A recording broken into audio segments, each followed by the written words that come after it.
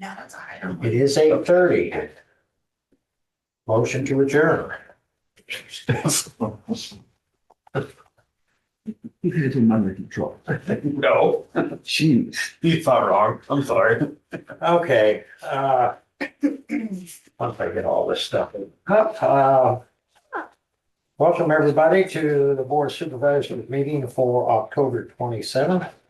I believe it's already the end of the month. Everybody got their Halloween costumes? Yours looks great, by the I way. appreciate that. I went to Tilly's over the weekend, just so you know. I took my wife down there just because they had a Halloween costume. I wore my hey dude, so I wears a dude. Anyway. Motion to entertain. Well, this took Too much all these sharing. minutes. So moved. Second. Any further discussion? Hearing none, all those in favor say aye. Aye. Dave, Well, what's going on in your world? nothing. We got that, spring removed the other day, you know, contractor came out and looked at it, said it had to go that day. So it went that day. Yeah, they got right on it. Yeah, he was available and I was gonna get two costs for it, but I didn't know if Brown would be available and just pulled the trigger and said, yeah, go ahead and do it. And looks like they got it done for $500 less than what they quoted, so $2,000 to remove a problem is money well spent. Yeah. And they also went through most of the big trees and got all the high stuff out of this, that stuff down. They still have some of the smaller trees to do, but they won't need to lift for that, so, and they won't need to block off any parking either. Well, they didn't let any grass grow, pardon that, on or leaves or anything else. I mean, they, They professionals, they truly are, just like the guys across the street, Charles Voorhees is doing that. Steve called, he said his schedule was all jammed up next week, wanted to know if we could sort of plug into it, and I said absolutely. And talked to Chauncey, he was all into that, so it's gonna get done. okay. So that should be done the next You few hand it days. back to him. But some of them, of course, that we don't, Thank you. discover any unknowns, want to take care of that porch out, so I'll keep an eye on that today. If I see it, I'll let you know. Okay, And we're supposed to get the floors done down in the basement during and tomorrow and replace that floor up in the second floor, ladies room up there, so. That's all I got, just, another day. I just almost, no, probably not. Oh, I was just wondering if that one upstairs could be an insurance claim, but No, it just, it just failed. The floor got wet too many times. They had the exact same tile in the other bathroom up on the second floor off the courtroom, and because that floor wasn't getting wet, there wasn't a problem. So this new stuff should take care of that. okay. So hopefully, if all of that stuff can be put back together by Wednesday anyway. And I see that you've got Jackson Point on the schedule. Do you want me here for that or not? I think you know where I am. No, I think it's just back on there, just, I've got a couple of things that I can talk to the board about, just to update on the conversations I've had back and forth with Chauncey, but I don't think it has anything to do with maintenance or anything we need to, so. Although I do appreciate all of the work that you put in to keep us apprised of what's going on and what you think, and I don't know, I don't know what we'll do, but we'll go from there. Sure. You have anything else? I think we're good unless Susie or Joe has something. Thank you for getting that tree down. Yeah, I was out there that day, the wind was blowing. All it took is for it to go down on somebody, it'd have been a deep doo-doo. I mean, if it looks like some of your stuff's in the wrong spots in here, it's my fault. I was in here over the Oh, weekend. you should have said that, because I already blamed Susie. Okay. We thought it was a hurricane. Not her fault. Well, I see we're getting closer though to field goals. Yeah, we are. Well, that's good news. And roller skating in the Buffalo herd. I'm gonna video you. You know, I wish there was somebody else besides you that cared about that. Okay. Dwayne, Good morning, Board of Supervisors. We're just doing county stuff. Right now, we've got Walton Road 200th under somewhat construction, just regrading the road top, pulling up the ditches, so it's a bit of a mess driving through it, but it'll be better before we're done. Thank you. But right now, because they're pulling a lot of the rock up out of the ditch, there's grass and dirt mixed in with the rock, and they're more or less working that back and forth across the road to separate the good stuff from the bad.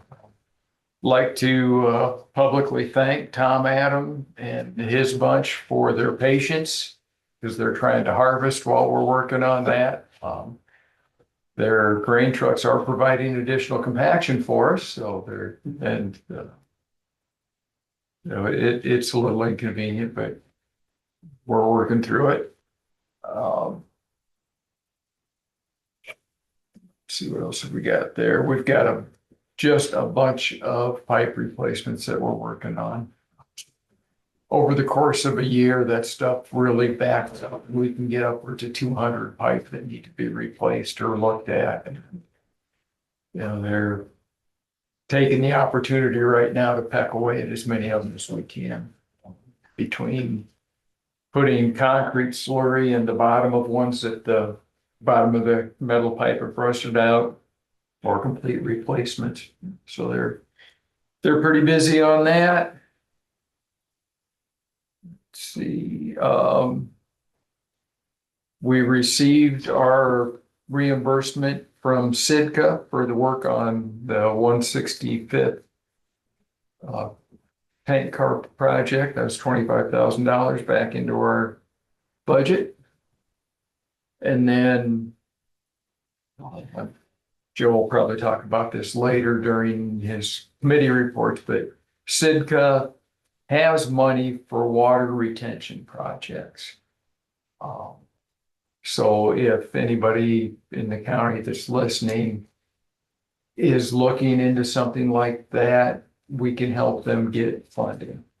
We can work through our office and RCS, I believe, and possibly get some funding. There's a couple of people I've spoken with in the past about some of these types of projects, but they haven't gotten back with me on estimates. And but again, I guess if we can help our residents, if they have projects along that line, if we can help them with the funding on that, we're more than glad to. And a lot of those are in conjunction with pipe crossings and that kind of stuff. So that's where the road department gets involved with that.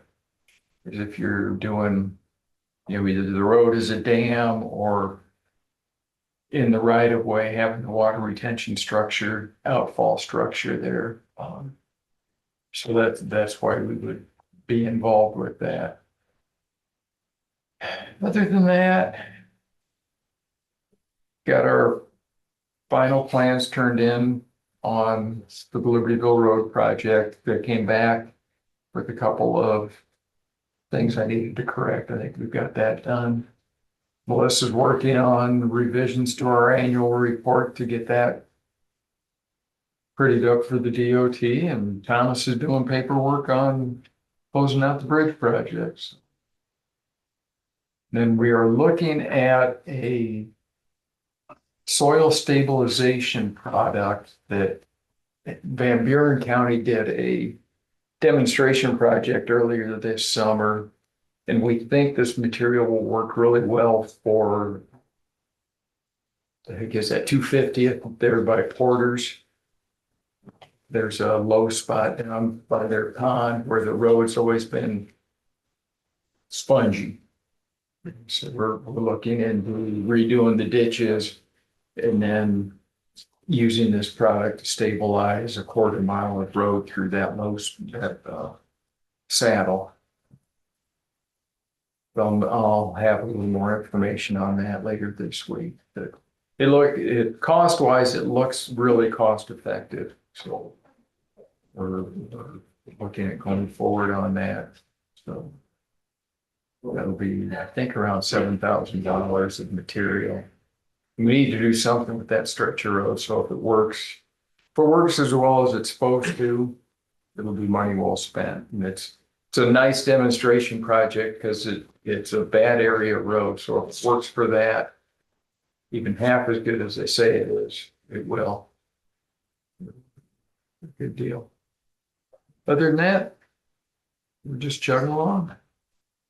So this base stable is something you roll in or? Yeah, we need to, Drish has a road reclaimer. We borrowed it, rented it from them for Larch a couple of years ago, and we pulverized that old chip seal and stabilization. So we need to check with him. The idea is you go through and pulverize the material that's there and then apply this chemical to it and then come back through and remix it and then come back and compact it to get it into place. Much like they did with the cement stabilization, the material and lower cost. So How thick of a 8 inches. 8 inches? Oh, Yeah, so they you're did. gonna mix this product into 8 inches of, Yes. oh, So we're going to go back down to Van Buren County, and give put the eyeball on his road again, just to see how that's holding up, because that's on a quarry road. So there's a lot of heavy loading on that, and they only did 4 inches with that. I just think with the grain traffic that 150th gets, 250th gets, that we'd want the additional thickness on that. Well, We get some pretty heavy truck traffic on that road too. and we're gonna have it as a detour again next year, because we'll have Libertyville Road closed to truck traffic while we're doing the overlay project. Yeah, as you're going, I should say technically east on that road, it's the old sewer pond on the left, but there was a pond there on the right. It's a great fishing pond. Anything else for Dwayne? thank you. We have a discuss and consider a longevity increase for Brandon Coleman. He's been with us, how long? 5 years. 5 years. This will be his 5th year anniversary. And, That the county gave them a dime yeah, longevity, so it amounts to $10 a week. Not a lot of money, it's just something. better than losing $10 at least. So do I have a motion to approve? So moved. Second. All those in favor say aye. Aye. Aye.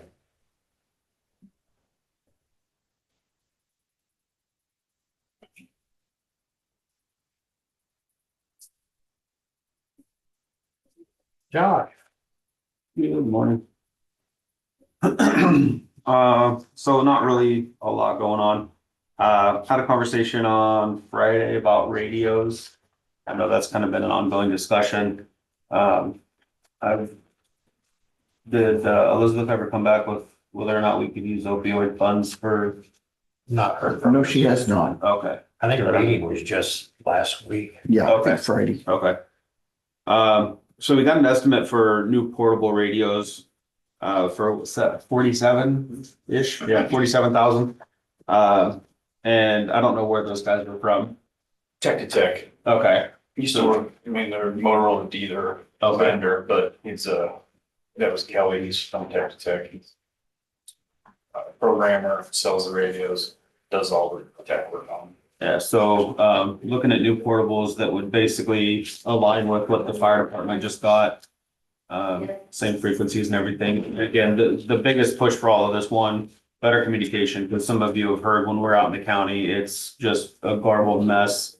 Dispatch can hardly hear us in certain areas, so the portables will certainly help with that, and then kind of reconfiguring, a little bit of what the mobile radios in the ambulances. So how many radios would that be? 6. And so, yeah, that's the biggest piece. And then obviously we need to be able to communicate with law enforcement as well for a lot of what we do. So, that was really kind of the push for all the radio stuff, and it's just kind of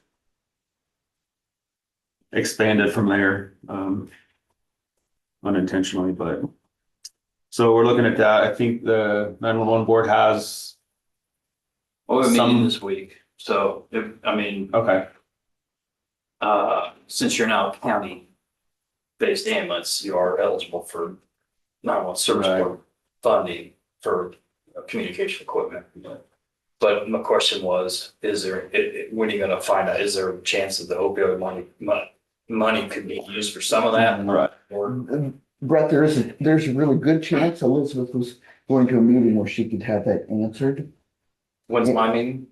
Oh, okay. She And, had a meeting last Yeah, week. and if, we will talk to her today or tomorrow and put it on the agenda for next week. So, I mean, even if we can get a portion of it, that would be awesome. About 235, What's that? about 230. A little bit more than that, hopefully, Okay. but, yeah, we'll see how that goes. I know you're gonna discuss this a little bit later, I think, the response from Jefferson County, sounds like there hasn't been a response yet from the hospital. Still waiting on also a response from the bank regarding that driveway behind the different facilities. I'll discuss that in our Okay. committee report. Okay. My committee report, right. So other than those things, we're doing some stuff with our staffing. I know staffing has been an issue for a little while. To create a little bit more of a structure within the ambulance service, we're going to assign team leaders or captains. I'm not really sure what the terminology will be yet. So there's somebody besides me just doing the day-to-day stuff with the crews. And then we've rearranged staffing a little bit, and that'll start November 30th. So that we've kind of distributed staffing a little bit more to fill in those gaps where we can. So effective that day, we should be, structurally we'll be fully staffed. We'll bring on probably 2 more people full-time that are PRN now, and then moving forward, we should be pretty well set as far as our staffing goes. And again, that's just gonna create a little bit more structure, kind of mimicking the fire department and police department with captains, and then a little bit better chain of command there, so. Yeah, other than that, that's all I got. Anything for Josh? No. Yeah, hanging on. Yeah, I'll stick around for that. So, discuss and consider JCHC letter. I just wrote a short, you guys have got a copy of it, Josh got a copy of it. Was in response, we had a discussion here, well, it would have been a couple weeks ago now, October 10th, see it, a letter. I was pleased that, the response as far as that part of it goes in certain contexts, a certain context. And the board decided that they wanted to reach back out and see if we couldn't facilitate a meeting. So you have in front of you a short little letter that I would need approval on if the board approved it to put on a letterhead and send out. We're just basically, we're asking to meet at their convenience, either in our boardroom or in theirs. There's an opportunity to enhance the partnership. So with the board's approval, if you've had, like, I said, you've got the letter and in front of you, we would reach out and see if we can't facilitate a meeting. And I will ask Christie to, we can put this on the letterhead and mail it. I don't know,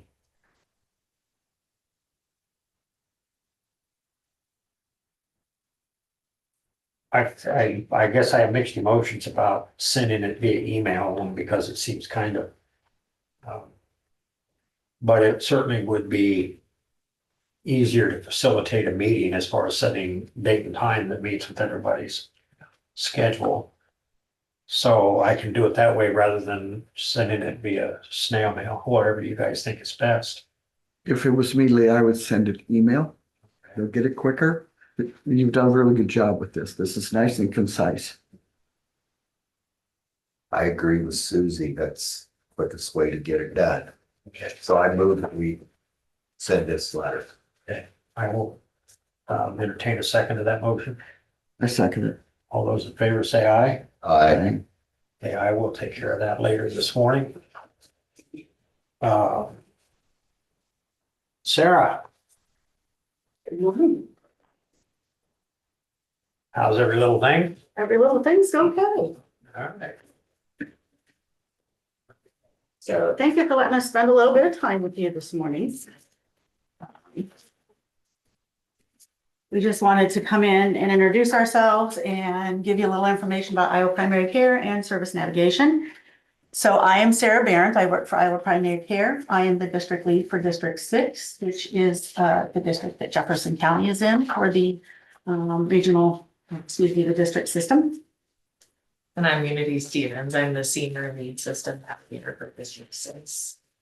And then Abby Ferenzi, she's the senior director of behavioral health services. So she's kind of up over above Unity and I and our supervisors. And then Emma Hall is Unity's supervisor. And then Liza Maxwell is my supervisor, and she is the director of district operations and strategy. And so what we wanted to do is just introduce Iowa PCA's role in the behavioral health system now. Share with you the need for system navigation, give you some examples of navigation calls that our navigators have fielded, how you access system navigation, and then talk about district advisory councils and then answer any questions you guys might have. So on July 1st, I will launch the Unified Behavioral Health Service System. It combines mental health and substance use so that those two services are no longer siloed in separate areas. So it streamlines access to both of those service delivery arrays.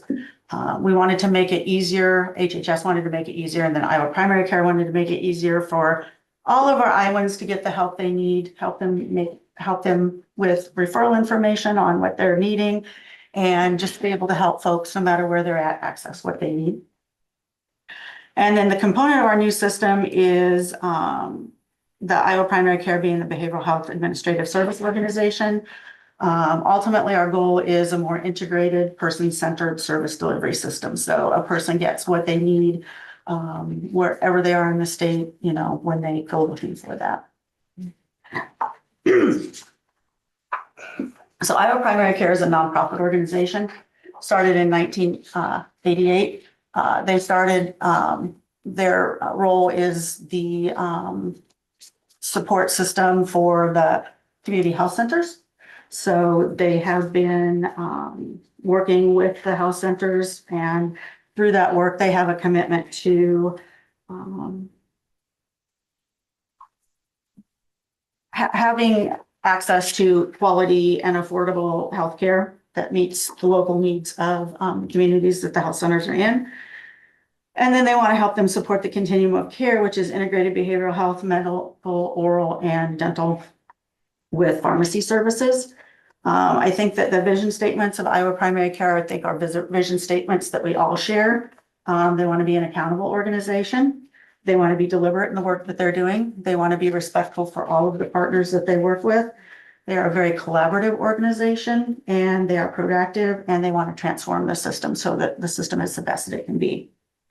For me, the reason that Iowa Primary Care made sense as the winning bidder for the behavioral health ASO is that they were already doing the work of supporting community health centers, which is the safety net service for individuals needing medical care. And that also includes the behavioral health services that they provide. So it would be a good fit then for them to provide the, as the role of the behavioral health ASO, to support the safety net services for the behavioral health care system. So that is their designation now and the work that they are doing. And we have been at this since July 1st. So we're about 7 months in. So it's been a good start from, you know, what Unity and I are seeing, and we're finally able to get out into communities and start talking about the work we're doing. So under the statewide system, the goal is to support consistent delivery of behavioral health services while also focusing on the individual needs of each of the 7 districts. So what we may work on here focuses on what our community has identified that they need us to work on. So that might not be the same as what they're working on in District 7, but the overarching goal is for everybody to have access to the services they need regardless of where they reside. So as far as system alignment goes, we wanted to ensure that there was access to comprehensive prevention, early intervention, treatment, recovery, and crisis services for mental health and addictive disorders. From there, we wanted to connect and collaborate with local leaders and systems like schools, law enforcement, public health to meet the health needs of our community. And then what Unity are working on today is provide information, referrals, and support to help Iowans navigate behavioral health system and just be out there collaborating with all of our partners in our region. So I wanted to let you know a little bit about contracting. Iowa Primary Care launched or established 125 contracts statewide for the services that were being delivered by regions. The goal there was to keep everything stable state. So Iowa Primary Care funded the services that were contracted by regions at the same level for those services that fall in the safety net system. Contracts are across 7 program areas, as well as unique programs and services like co-responder model. So co-responder model is a mental health professional will respond with a law enforcement officer to a crisis situation.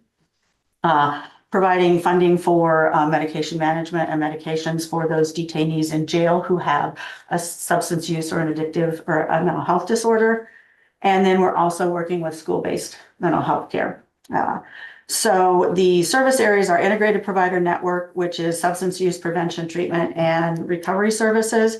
The Tobacco Community Partnership, Community Mental Health Centers. We receive the mental health block grant funds and then we disperse those back out to the community mental health centers. We focus still on crisis services.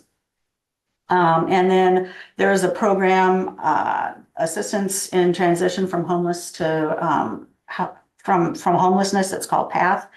And then we continue to support the peer operated organizations that were in the community. So the recovery centers, drop-in centers, and then systems of care, which is another mental health block grant. So that's kind of what we've been working on as we began our work July 1st.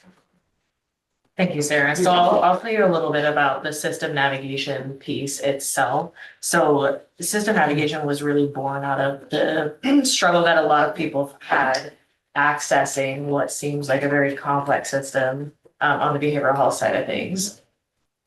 Sometimes this can be a barrier to people seeking support. It can be more stressful and increase your symptoms when you're not really sure who to call, how to navigate the paperwork, and what to expect. So Iowa Primary Care Association, we house the system navigation team, but we do partner with other organizations in the state to make this work. So Your Life Iowa is a big partner out of Foundation 2. The calls get routed through them and then to our system navigators. We also work on developing comprehensive resources and training. Right now, that focus has been on for our staff. And then we're also partnering with people in the community to be able to offer those supports.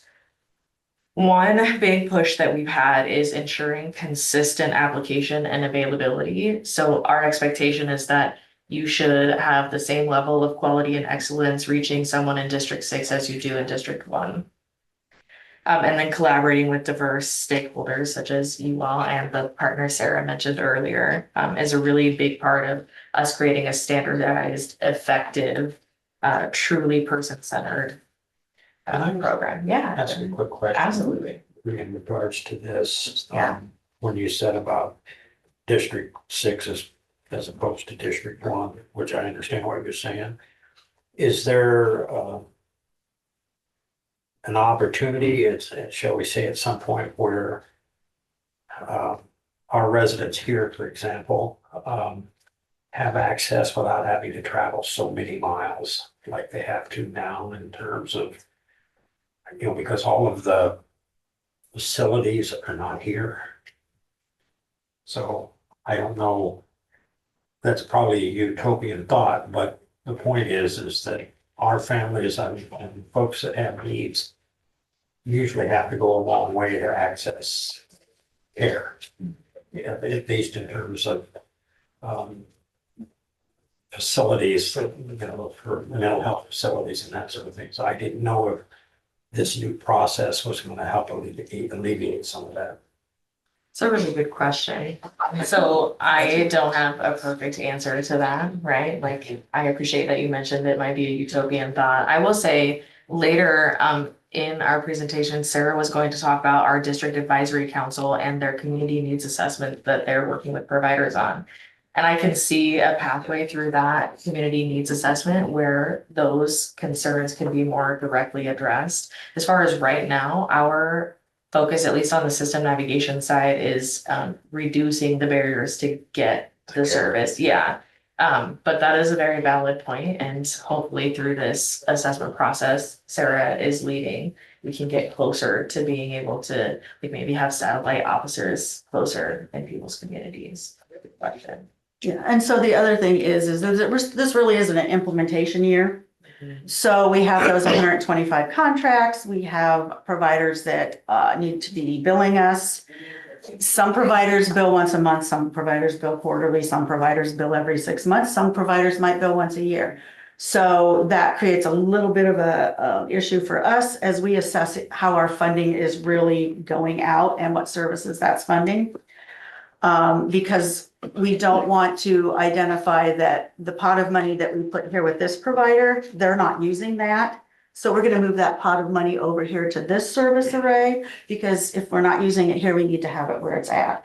And so that's what we have to look at. We don't want to make a mistake and go, oh, provider 776 isn't billing, let's move that money now, because they might bill in 6 months and then we reallocated that money. So it really is looking at how things are working now, where are the gaps, and then what can we do to begin to improve those gaps and make those gaps go away. And what kind of services maybe do we need if we can't get a service here? How can we support getting folks to that service? Good question. So system navigation, what we do, we provide extensive information, education, and guidance to folks. We offer application assistance for services, identify options to overcome barriers to access, whether that's insurance or individual anxiety. Support people during key transitions. This could be from jail-based services out of the hospital, and then provide referrals and warm handoffs to appropriate providers and long-term services. What we don't do, so we don't provide treatment directly as system navigators. We don't prescribe medication, provide counseling, or do crisis intervention in our services. So the way people access this service is by calling the number that a lot of folks call in the state for mobile crisis. And that number is on this sheet. We have some cards, but I'll also read it out for folks who might be online. So that number is 855-581-8111. This is the public facing line. There's also a provider line as well, where you can call that number and then enter the number for your district. So this would be let's see. And that number is 515-505-8988. So essentially how this works is our navigators help people overcome barriers that are common for individuals trying to access behavioral health services, whether that's financial and access barriers. So we do a lot of work trying to help people find low cost or no cost options, provide clear, understandable options for folks for their next steps. Sometimes the barrier is like I can talk to someone on the phone and I understand what I need to do, and then I hang up the phone and then I've lost all of it. And I don't really know what words I need to use to call the person to get what I need. So sometimes we either give people, thank you, a list of resources because that's what they prefer, or for a lot of folks, we call providers with them on a three-way call so that we can facilitate that appointment creation alongside them and help them overcome that barrier to understanding that might exist. Sometimes there are barriers in the system itself. There's been a lot of changes over the last year that are still trickling down to organizations and providers themselves. So helping streamline those connections and reducing delays is a big part of what we've been doing. And then alongside the changes that have happened, a lot of fear, distrust, emotional barriers are present. Sometimes it's about the system and sometimes it's about the individual and their history. So we do a lot of like emotional, relational work with people to help rebuild that trust.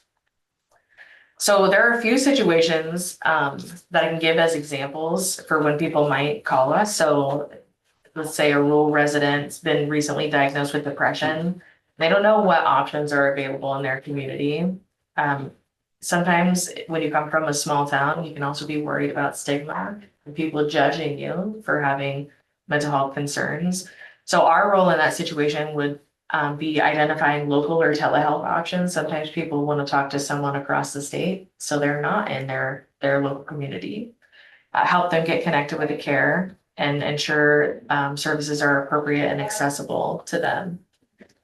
Another situation could be a parent noticing their 15-year-old kiddo starting to miss school and use substances, and they're not really sure where to start with getting support for them.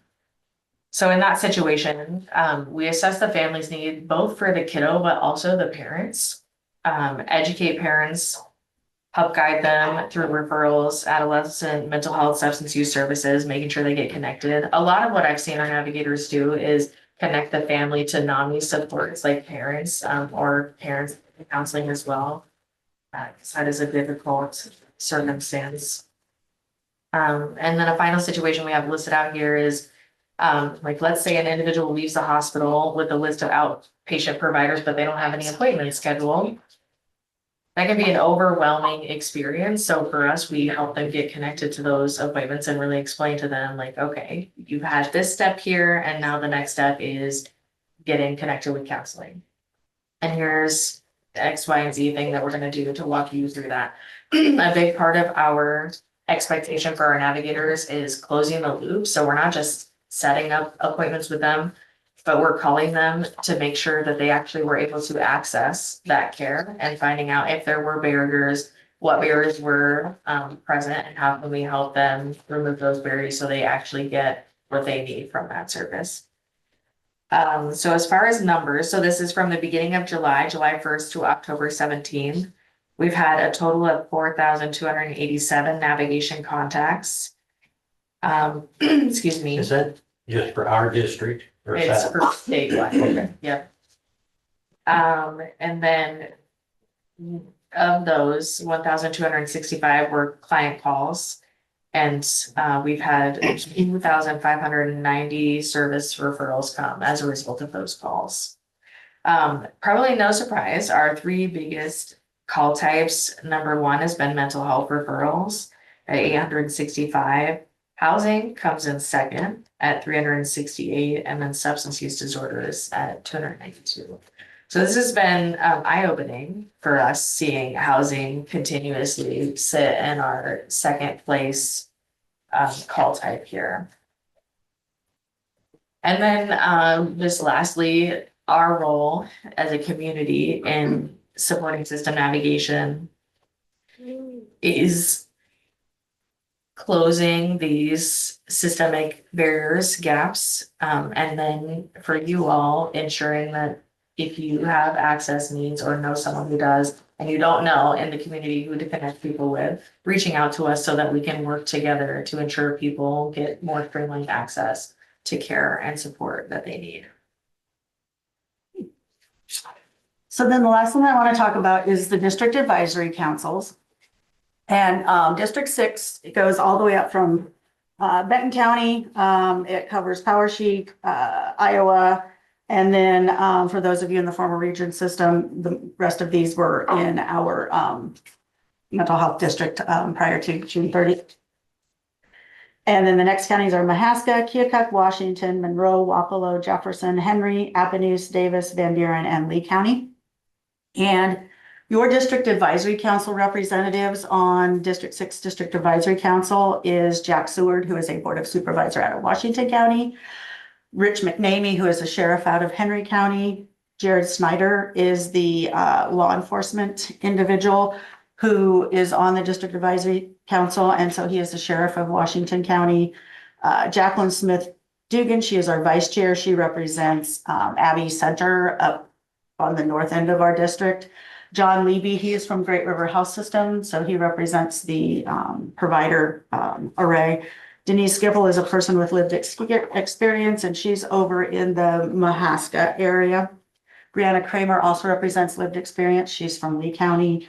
And Sheriff Gary Anderson, he is from Appanoose County, who represents elected official. Jennifer Olson is our chair. She also represents lived experience, and she is a veterans service director, thank you, out of Iowa County. And Christina Sharp then from Southern Iowa Mental Health Center, she represents the provider array.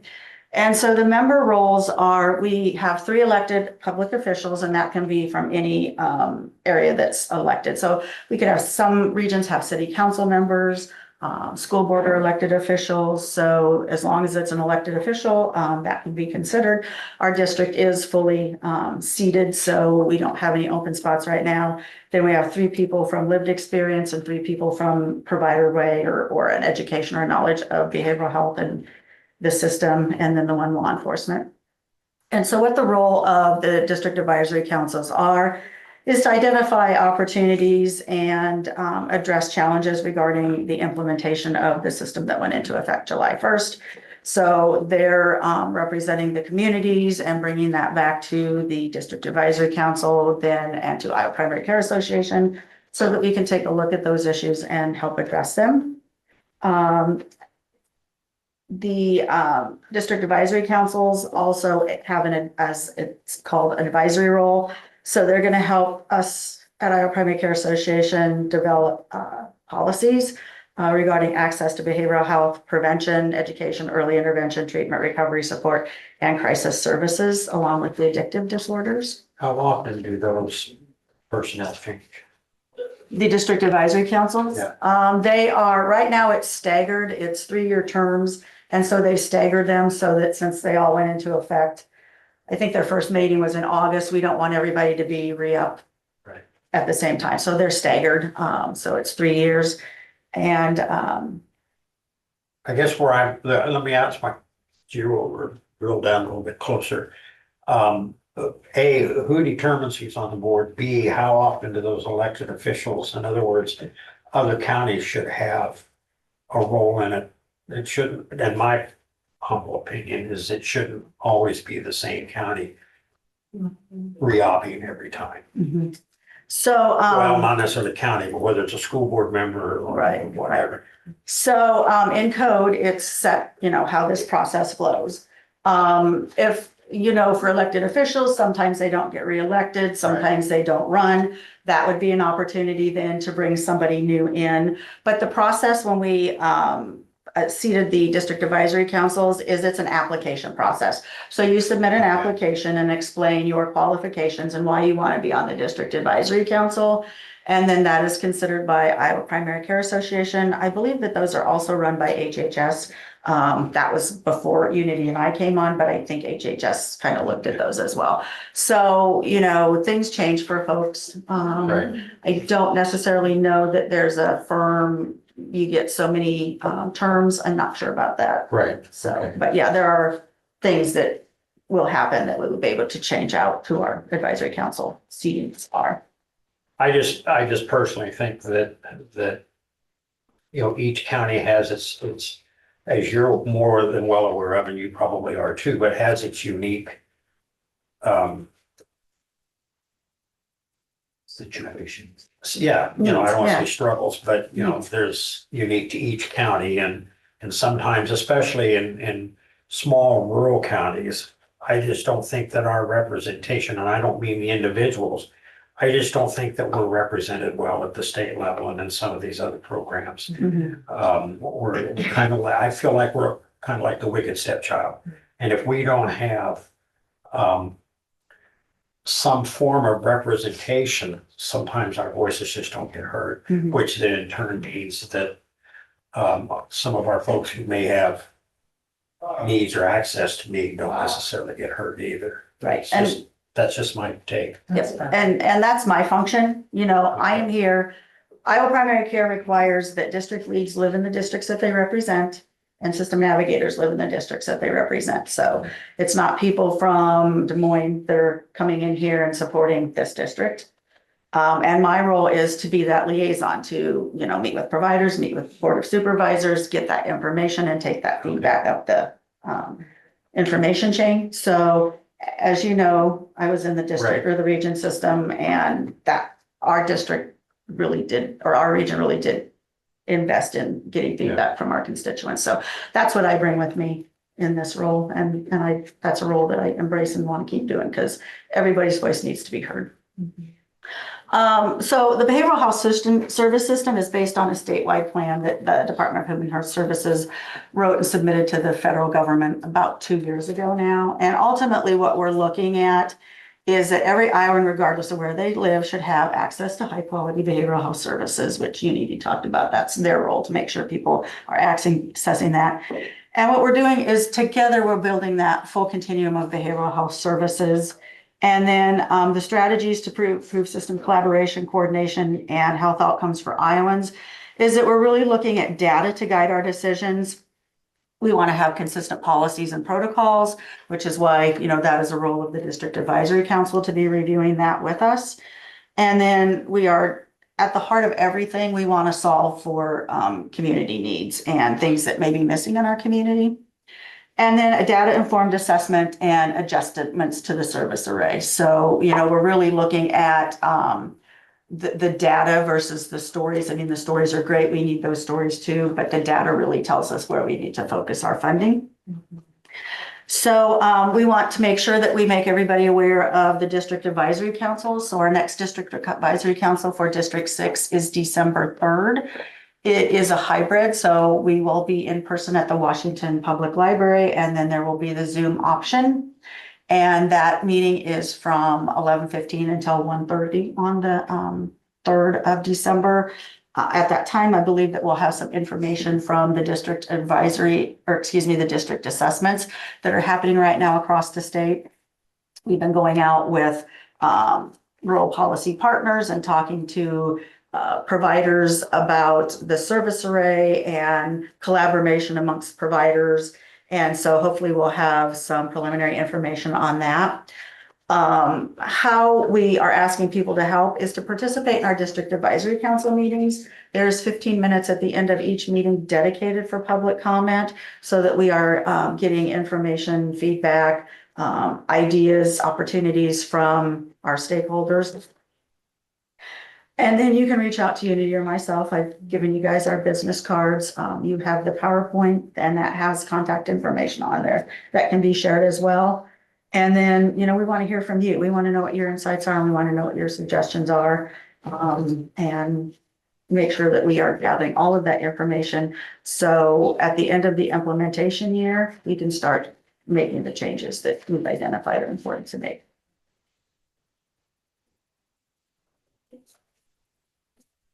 Any questions?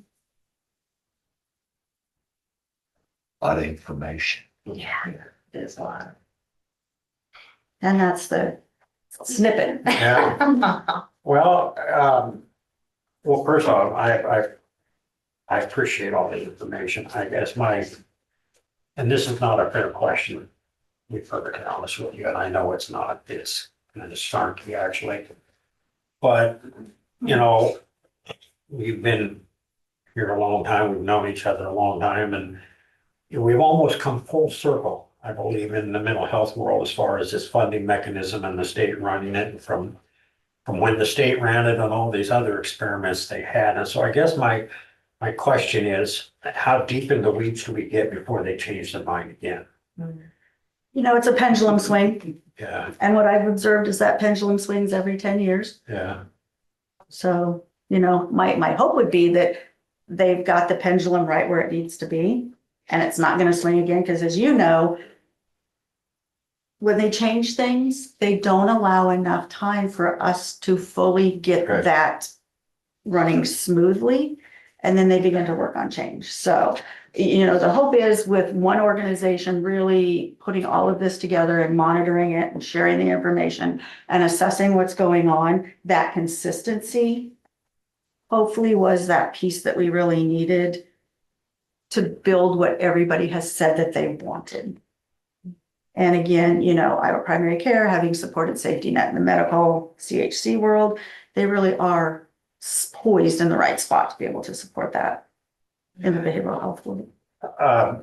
yeah, and I'm not gonna continue to beat this dead horse, but again, in rural Iowa, it seems like all of our, and you guys did an amazing job when we were a region trying to bring in all of the services and the crisis intervention and all of that stuff. But it always seems like that when the state starts looking at things, it's from rural Iowa that they take it away from.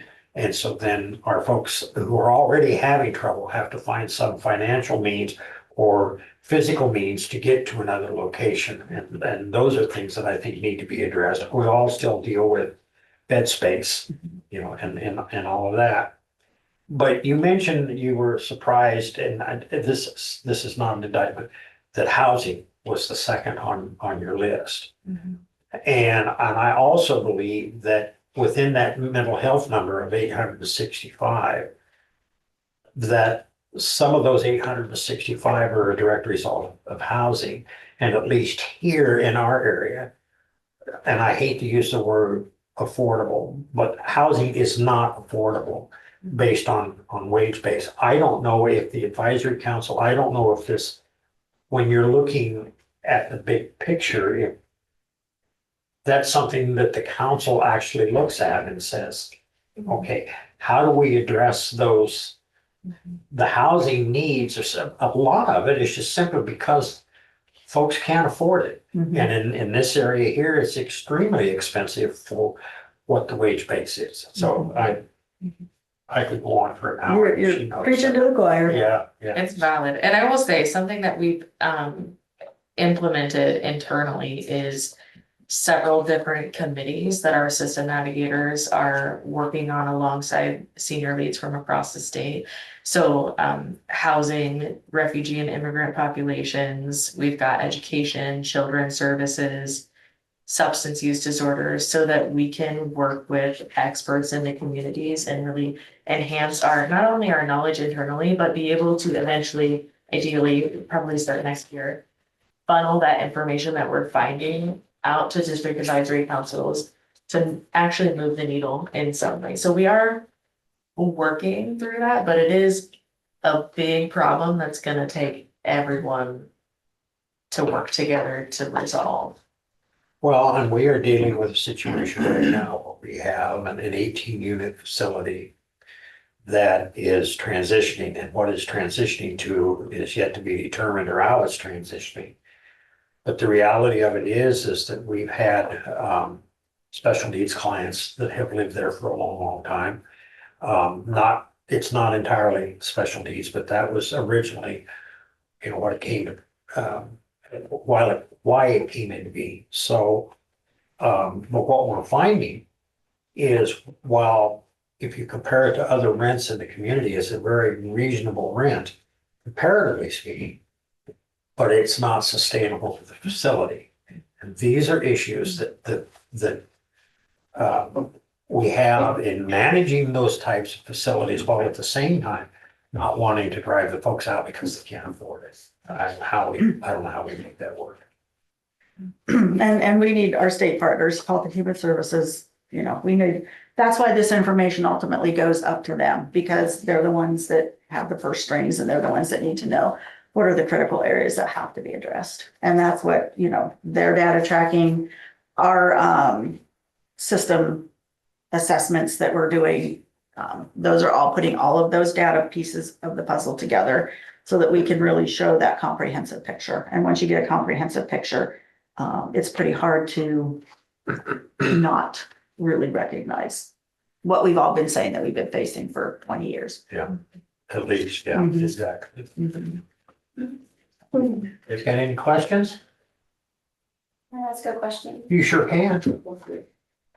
Is one of your partners the Area 15 agency? So, area agency on agings, and then I'll let you go, from there. They really work for the, disability and, aging and disability services. So our work is primarily in behavioral health, and then the, ADRCs and, area agency on agings, they focus on those folks that have the longer term service and supports needs. So Area 15 is rental assistance. Oh, I'm sorry. So Area 15 rental assistance has funds to address anyone, whether it's a behavioral issue or not, and can solve many of the unaffordability problems that anyone, as long as the landlord will comply with it, you know, and go through the necessary inspection. And it's not a difficult thing at all. And a landlord has to also agree to not charge too much rent. Like some landlords have to lower the rent just a smidgen to help the tenant qualify for it. So it's a great solution because it's an easy application. My apologies, that's a unique focus, Okay. so. I'm not familiar with it, but I'll look into it and see. We have a resource directory that our folks are working off of. I don't work directly with our navigation needs right now, so I'll look into it, and if our folks don't have the information, I'll give it to them. Thank Okay. you. Oh, great. Thank you. So- Thank you for what you're doing. Yeah, so I went a different direction, but yeah, there is the second side of this, which is aging and disability services. And much like our system navigators, there's district advisor,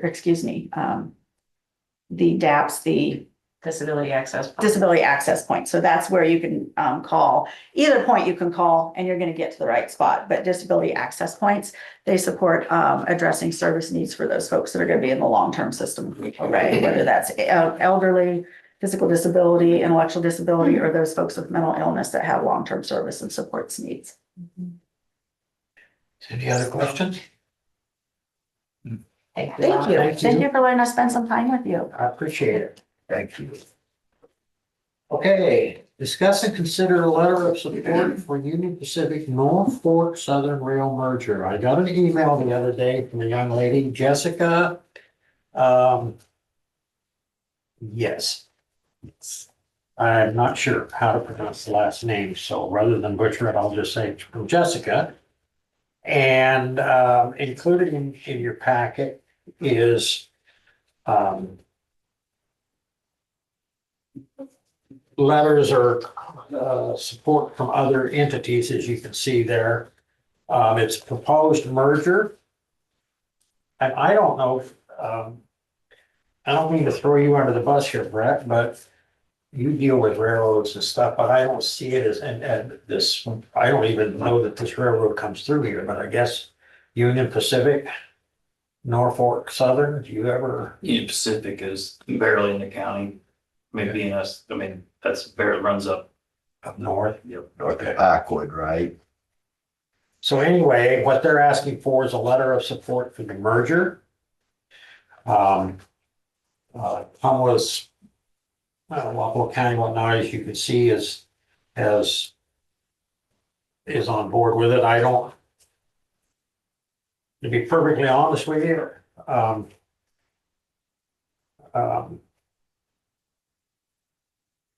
this is, it just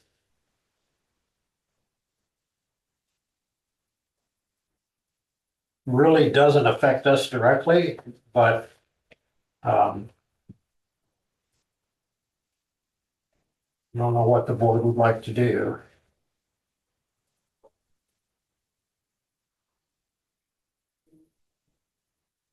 I mean, you can see, it says that it provides better connectivity, faster service, fewer delays.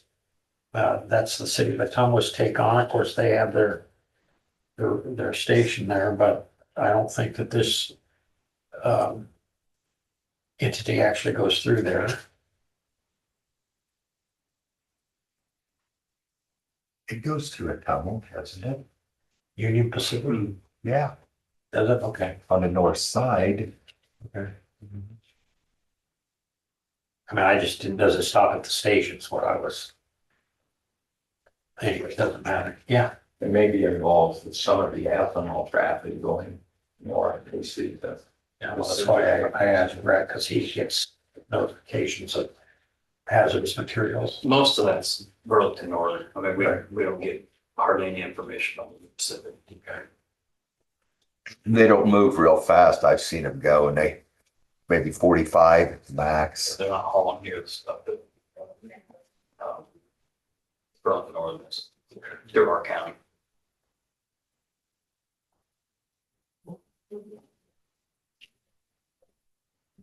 I see no advantage either way to this, so just let it go. That's why I put it in on the agenda, was for you guys to decide whether or not you wanted me to sign it, scan it, and send it back to them. I can do that. This goes to the Surface Transportation Board in Washington, DC. How about asking our county engineer if he's got any input? Oh, why would I wonder? So this is the line that runs diagonal up in the northwest corner of the county, is that correct? I'm Yes. thinking about the right one. So they've already put in substantial infrastructure up there, putting siding so that they can increase traffic.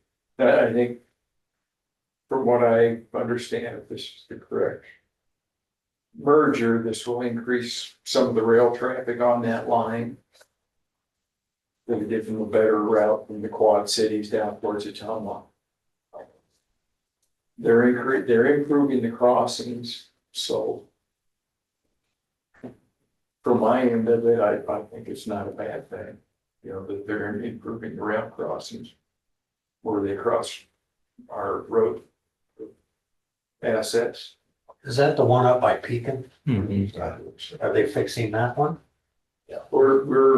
We're talking with them on doing the improvements through there when we do 110. So originally, we had planned on just skipping that because of the headache of working with the railroads are, but I've had a couple of conversations with them and they seem more than willing to upgrade that crossing. Right now, it's a plank and timber and rail crossing, and they're be open to making that a concrete path crossing. Basically making it nicer than what it is right now. It's a rough crossing that just chip sealed between the panels and a bunch of failed rock, and So you're saying it would be an advantage to the county to support this? Is that what you're saying? I believe so. Okay, The well, impression I get from I my did not conversation know with them. that. So I'm jumping the gun. I Motion to guess. support. So we have a motion to support. Did you make a motion? Yes, she did. You All right, just then I'll did. second it. Okay. I was thinking when- Transportation for Yeah. materials going to market, that's always a good thing in my So- book. So we have a motion and a second. Any further discussion? Was the motion, Susie B, to authorize me to sign it and scan it and email it back? Unless you need help. Yes. Okay, thank you. I appreciate that. I'll call on you. So any further discussion? Hearing none. All those in favor say aye. Aye. Aye. Opposed, same sign. Thank you.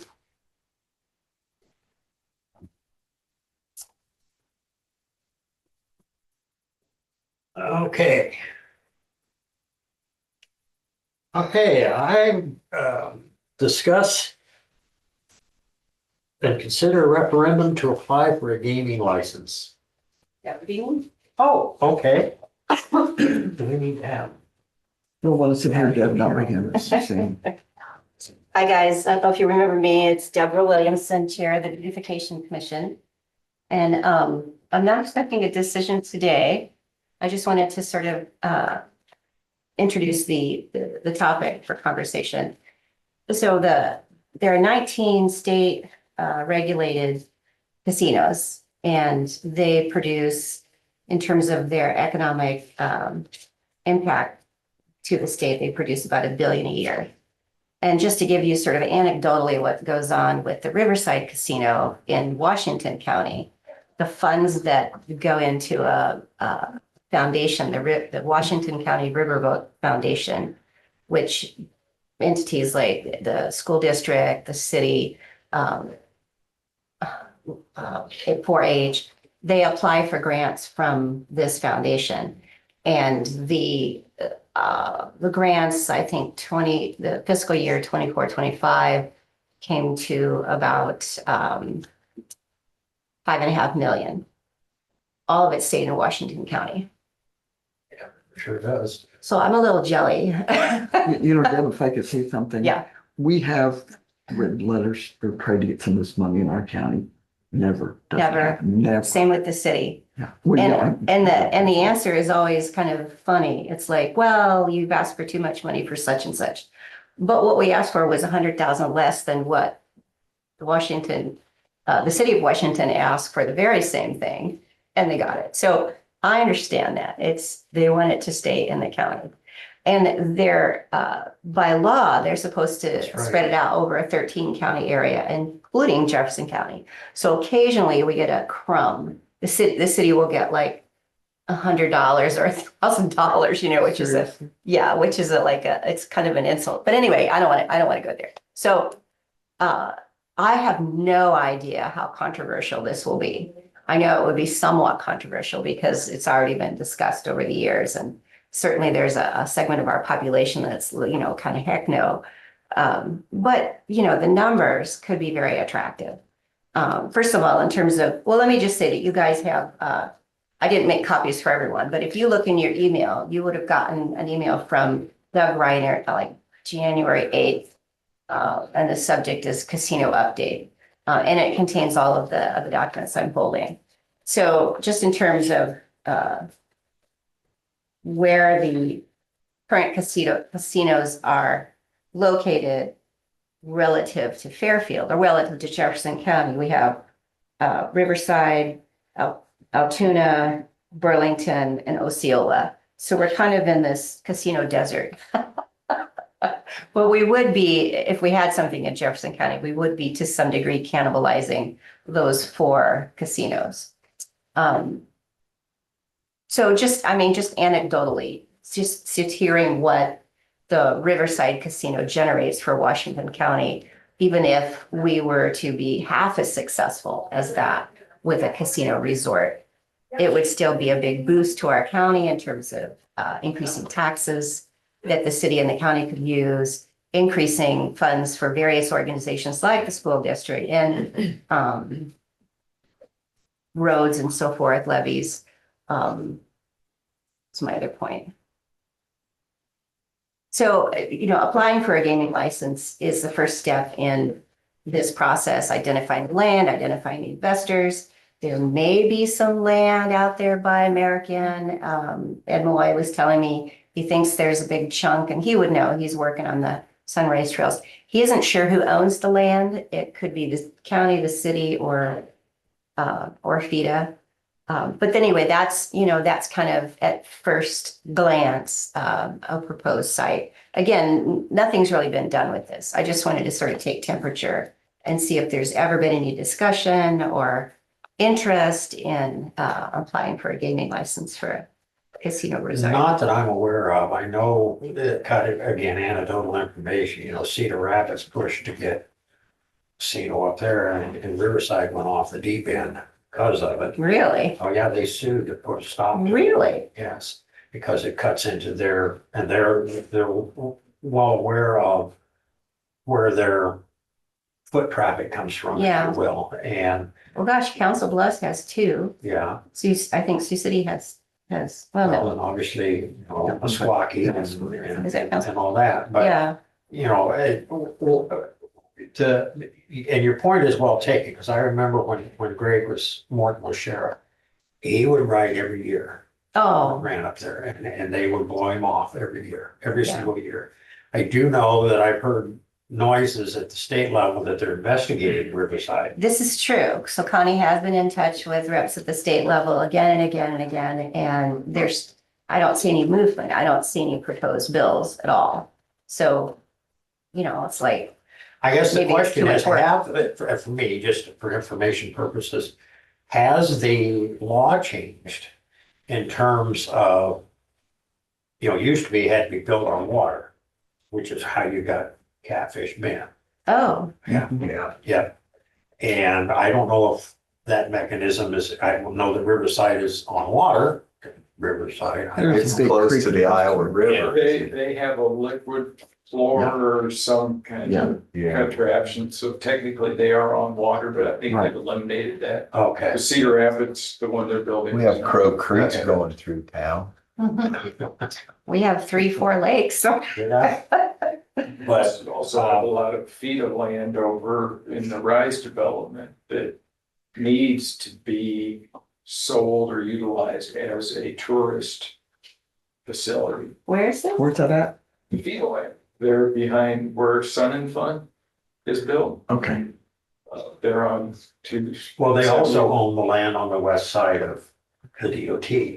Yeah, Yeah. all that is Rise money. They cannot sell that to anything other than a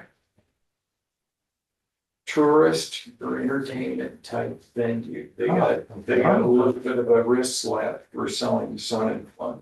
Okay. Because technically I'm the guy who has to write the every 5-year report to the DOT on their progress. Well, I don't want to build another shell building just in case anybody's Well, interested. We got out of that. That was the issue. Yeah. That was not an approved use. So everything going forward has to be Okay. fit the DOT or the state's framework on that. So My understanding is gambling now the casino tip is would be a gone. good- My understanding is they also own the land by the hotel, But just for sake of argument, but if you don't ask, the answer is always no. right. Like one of us should know this being on the board, Well, but Yeah, we definitely, PETA owns the land at Sun and Fun and all the way down. yes. Right. I believe the hotel, the American Group owns the land. In front of it, okay. Yeah, Well, I know it was tipped and I know the tip and there was a tax abatement that was issued and it was a 10-year abatement, but the only thing I would ask, and I don't have a dog in the hunt, okay? But the only thing I would ask, and maybe almost demand, for lack of a better way of putting it, is this: if there is a referendum, that it be in conjunction with an already scheduled election, so that it isn't, because elections cost money, and unless somebody else is going to fund it, Oh, I understand. yeah. Yeah, So if we did it like during a gubernatorial, during a presidential, or yeah. whatever, or, but, I don't remember off the top of my head, but that not special election, but that runoff election we had for the city, that was several $1,000s. Yeah, let's not waste taxpayer money. Yeah, so that's, So, sorry, Warren. no, that's fine. Go ahead. So have you heard any rumblings of any group or development corporation interested in doing something like this, or? Well, Rumblings. secondhand, there's some interest in donors, anonymous donors who are really interested in economic development. And I don't know that they're tax experts, but I think we all see year after year, there's, yet another legislation handed down to local government that says, oh, we're not going to give you that taxing or. So or there we're are gonna- these 24-hour facilities? The No casinos? idea. I have no But idea. They are, They are. okay. The reason I ask, because light bulb just went on, as far as economic development. This would create a lot of jobs. A lot of jobs, Oh, yeah. both in terms of, food service, for, security, all of those things. So I believe that from an economic development standpoint, for people who would like to access jobs, it's a big deal. Isn't there good paying jobs or I- minimum well, wage? They're better than fast food restaurants.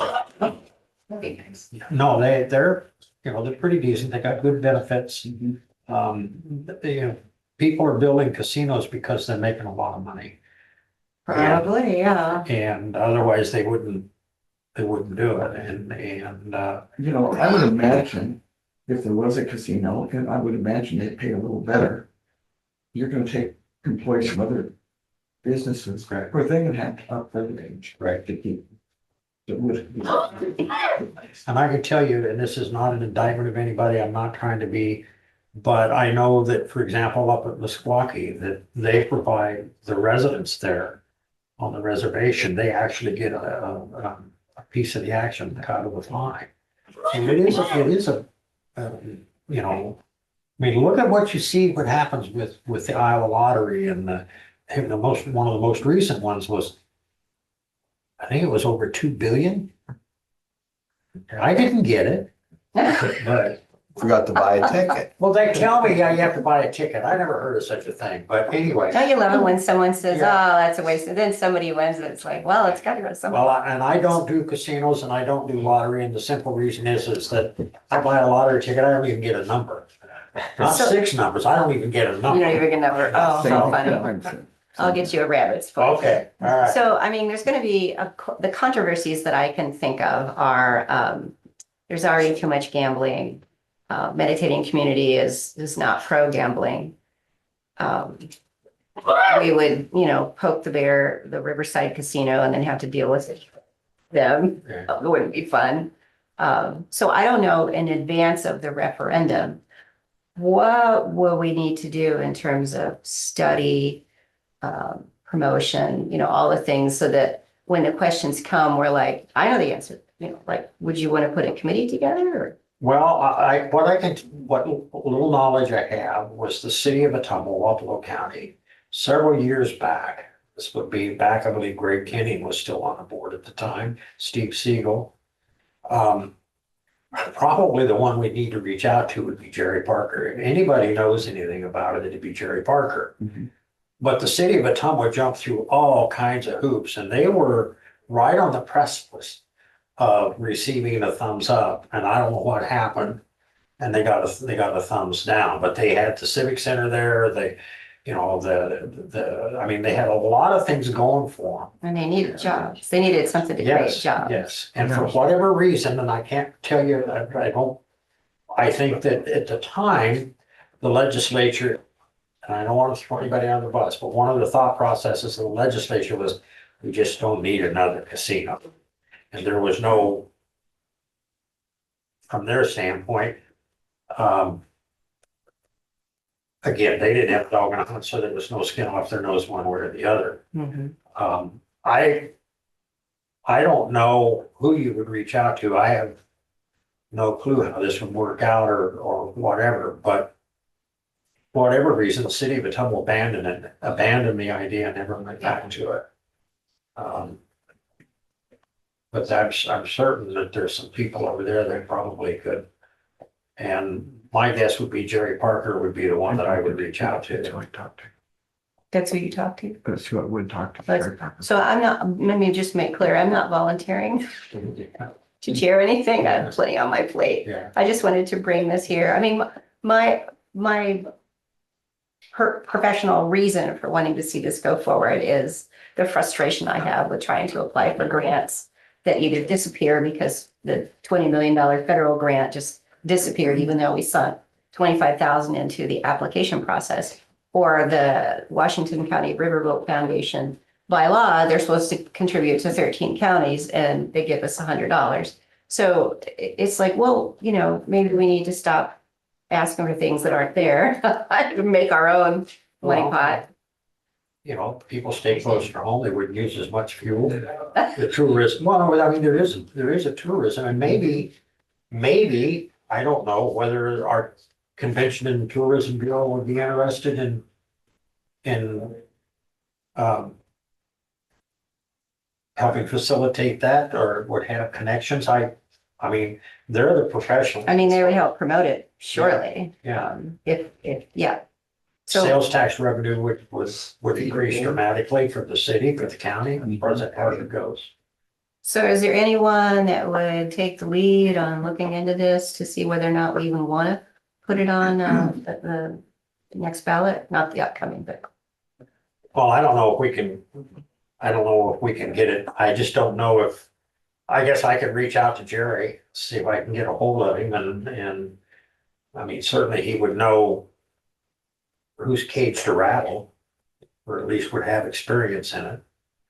Beyond that, I don't know, I don't even know what's involved in doing something like that, I don't have a clue.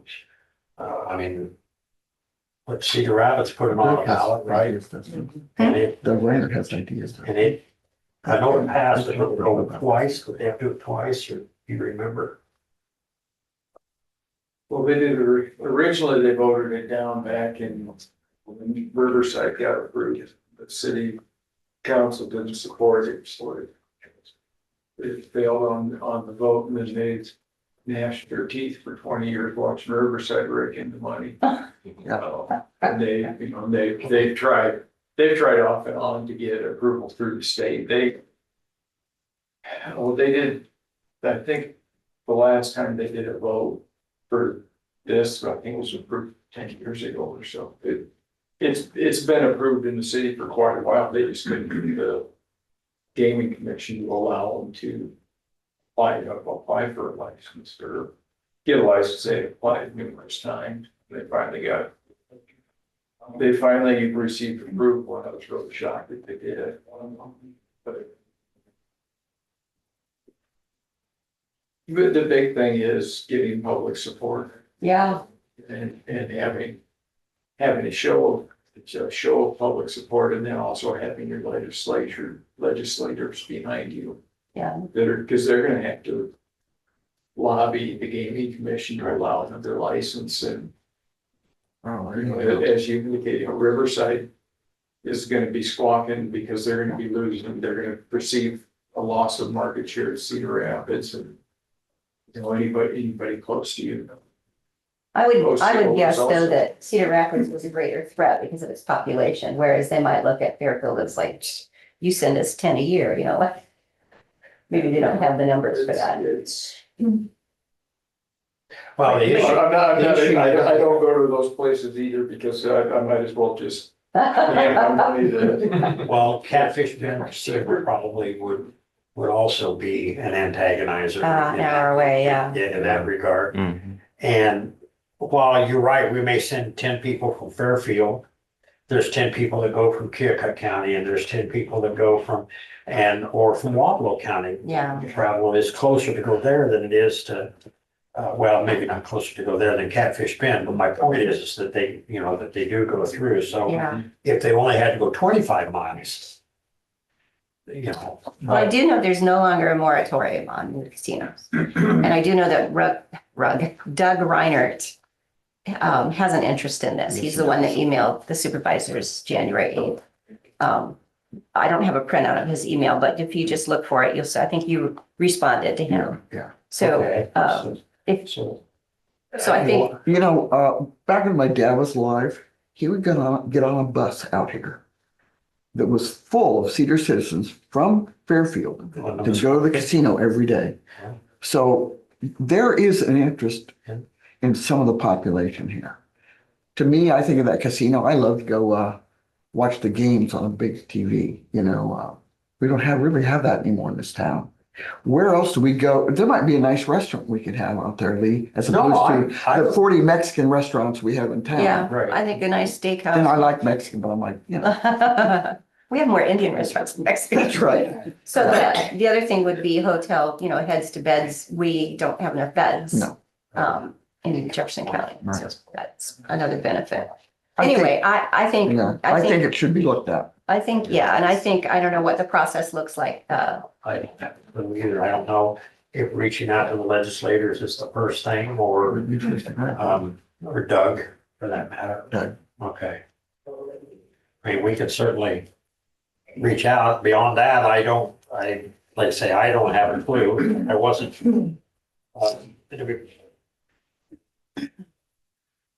Have you talked to any other groups, approached anybody else? I've talked to Ed Malloy and Doug Reiner. Those are the only organizations. It's the city's take on it. Have you talked to the city? They're frustrated with trying to get money from grants that they should be getting. And so they feel kind of the same way I do Well, about. would they support it? Oh, I see what you're saying. I don't know. So I if the haven't, city- I haven't talked to any of the Yeah, council because people. if the city doesn't support it, it isn't gonna happen here regardless, but, and, but, So do you want me to test that temperature? I can do that. yeah, I Okay. think, you know, I mean, I really do think that, All right, I'll do that and then I'll come back with, their Yeah. feedback. It doesn't need to be in Fairfield, it could be in the Tate. well, that's Oh, fine. geez. Is that where you live? Backward. Or Pleasant Plains. Oh, I'm gonna wave to the mayor of Batavia. Hi, Tom. oh, how funny. Well, the highway bypass and then hotel. I think that'd be a good spot. Well, I won't take up any more of your I time. would say we might reach out to Nick Adams, he might be able to help us. So whoever wants to, Huh? Thank you for coming. so whoever wants to call any of the other like supervisors from Wapello County or, You want to call Jerry? Would you call Jerry? Yeah, okay. yeah, Casino grant. and, Yeah, just You know, like years ago, he did bingo all over Ottumwa. Oh, yeah, he did. I know a little bit about Oh, that. yeah. He knows it, he knows. If anybody knows, he knows. Thank you. And I'll be back in 2 weeks with a follow-up on the Heritage Walk. You wanted to see materials and an actual map and sample brass plaques and sample kiosks, so I'll have that. All right, Thank you, Jeff. thank you. Discuss and consider property assignment agreement, and I see that Elizabeth is here, which is terrific. She sent an email out the other day to us, so. Yeah. So, I mean, you just, this is regarding the Boyd property or the one on Raspberry Avenue, that the county now owns because it, due to a special assessment and a nuisance abatement, it was just pricey, nobody wanted it, so anyway, we've got it. And I did some research about, the best process going forward. We can assign it to somebody. And then I was talking to Ed about the process this morning, and we thought maybe setting it for a public hearing might be the best way to go about it, and then resolution, and then executing an agreement with the person to whom we're going to assign it, so the assignee. And so basically that agreement would state that we would abate all the taxes and the special assessment, and in exchange, they would agree to basically fix up the property and then we'll get it back on the tax roll. So we do have, in regards to the Boyd property, we do have an interest in that property. That's the family's been here multiple Yeah. times over the last year or so, but, yeah, my thought process as far as the process itself goes, you know, the public hearing, all of that is, I'm just speaking for myself. I wouldn't necessarily be looking to sell the property per se, because it's gonna cost, if this particular property is gonna cost quite a bit to clean up. But the point is that if we had multiple applications, for lack of a better way of putting it, we put it in a bucket and draw the name out of the bucket, and then they have so much time to accomplish the agreement that we all sign. In other words, you know, whatever the time frame that you think it is to clean it up, the 6 months, the year, whatever, and quote to our satisfaction or something of that nature. I don't know. I don't have any specific things in mind, but, and then getting back on the tax rolls is the big thing. And she's right. I mean, that particular property that we're looking at in East Pleasant Plain, think we were owed well over $30,000 on that property. Right, due to that special Yeah. assessment. Yeah, which originally started out as $8,000. But it just, anyway, it is what it is, so do, Just to be clear, what you would be doing is assigning your interest in the property, which right now we don't even have the deed. Right. Because so that individual would be responsible for following through with the tax sale deed process too. So we wouldn't have to do that. So we're just assigning our interest in it, and that is also to say that it could be redeemed at some point by whomever. Is there somebody living there now? No. No. So, but it could be redeemed, I guess, in theory, but so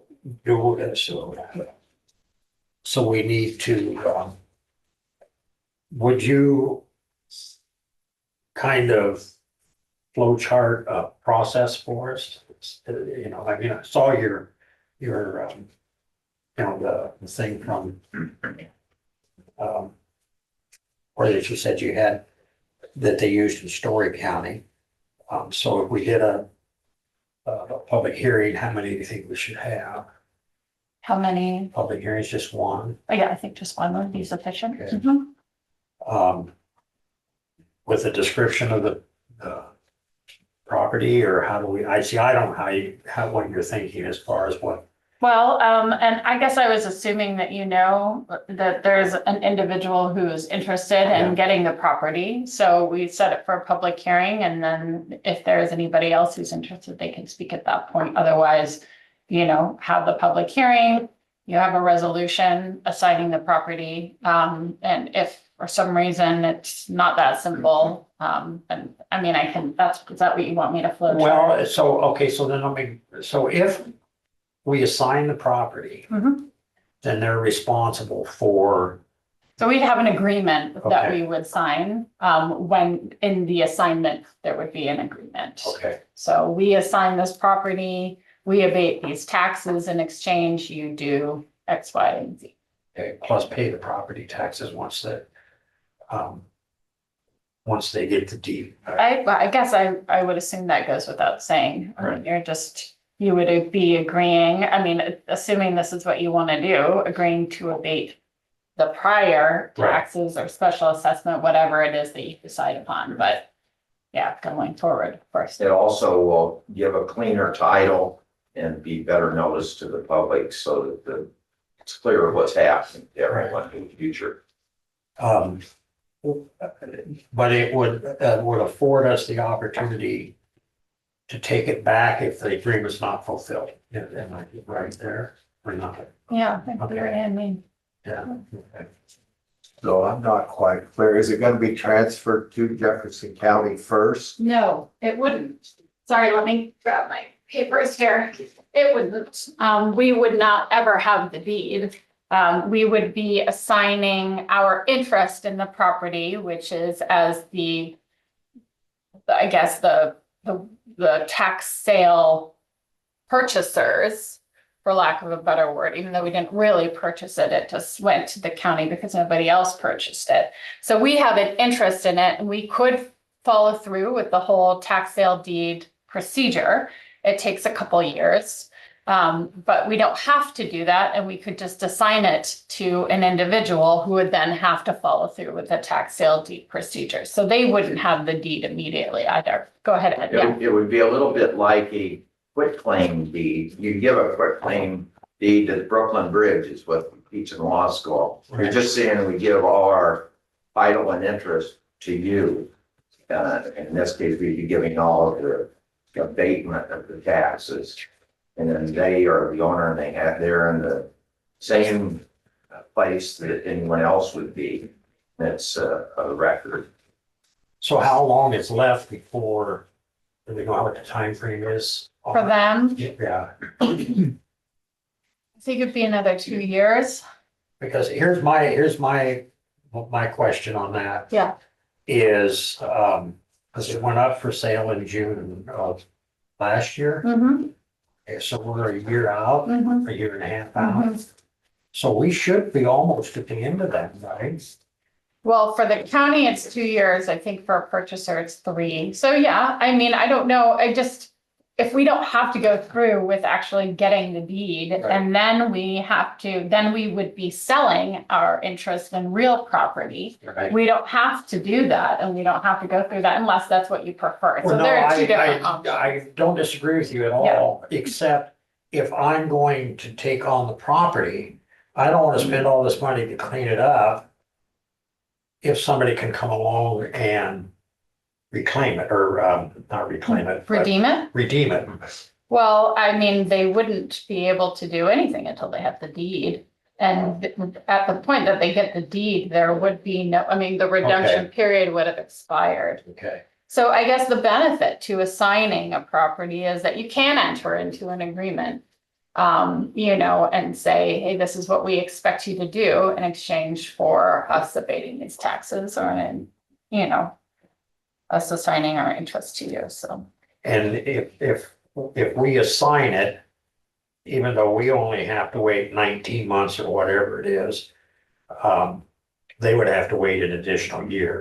I believe so, yeah, I think that the timeline is expedited for county versus a private individual, but And if we had, that's something that they would have to. would we have to jump through extra hoops then if it was deeded over to us? And then we just assign the deed? I mean, I don't know, Yeah, because then we would be. Because then we have to wait. We would have an interest in real property and we would have to go through a different procedure. process, right? Right now, we don't Okay. have it. We have, I guess it's kind of difficult to explain. We have an interest in it, but we don't own the property. I think that's the best way to look at it. Yeah. So we're just assigning whatever interest we have in the property, knowing that it could, could be redeemed and then the individual to whom we assign it wouldn't have. So we would just have to make it abundantly clear to Joe Ledger that we're assigning this to you, but the property taxes have to be paid for another year. And then at that time, after we issue a quick claim deed, then he can start cleaning up. It's not a quit claim deed. It's akin to a quit claim deed, but we're just assigning our interest. Well, no, but they would issue a deed after. They would get a real deed Yeah. once That's what I mean, yeah. So I will inform the board, by the way, and when I talk to the individual that was interested in the property, apparently we have a neighbor who's been, what's what I'm looking for? Removing junk, if you will, to their property, which has created a nuisance on their property, right on the corner where we used to raise horses. Yeah, I know what you're talking. Yeah, so, we're gonna have to take a road tour up there sometime, Dwayne. Have you been up by there? I have not recently, no. Okay. I just seen you going like this, so you knew what I was talking about. Anyway, long story short, we'll work through this process. I can reach out to these folks again, so that they can make arrangements to, to be here and so that they're clear on what the process is, what the expectation is and the length of time. And I mean, I guess they want to start as soon as they could as far as tearing things down and doing things, but they also bought the property to the north of that belonged to Mr. Hamilton at one time. And tore that house down. So that's what they do. So I've got a question, I'm not quite clear. Sure. If we assign that to somebody to clean up and they get it cleaned up and then somebody comes in and pays the taxes on it, or the family does, is that viable? Is that Well, I don't think they would have the right to clean up anything. They wouldn't own it yet. So they would wait until that No, I, period of redemption has expired. They get the deed and then they can go in and clean it up. So Once they whoever own we it. assign it to would have to sit on it for a while. But okay, would they have to pay the succeeding property taxes? Or would Well, that's you- something that you could determine if you'd like, I guess I was thinking that you have the option to abate whatever it is that you'd like to abate. But I will tell you this, in this particular instance, whoever was to redeem it would have to pay the back taxes, right? Correct, and the At special 2% interest assessment. per month. Hmm. So you're looking at a redemption of $30,000 plus. okay. It's, I mean, the other option is that like Elizabeth and Ed said, if we sat on it for another 6 months, which we could do, if I understand correctly, then we would get the deed to the property, but then we would have to go through a different kind of process to, maybe a little longer process, a little more. Would this be cleaner than what we're talking about now? What, getting the deed and then selling it? Yes, I guess I Or to don't make- know cleaner.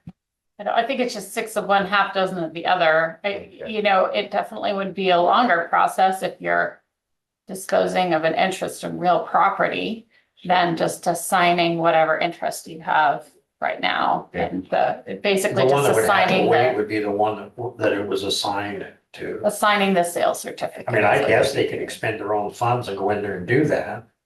And then if somebody came along and redeemed it, they'd just be out those funds, but.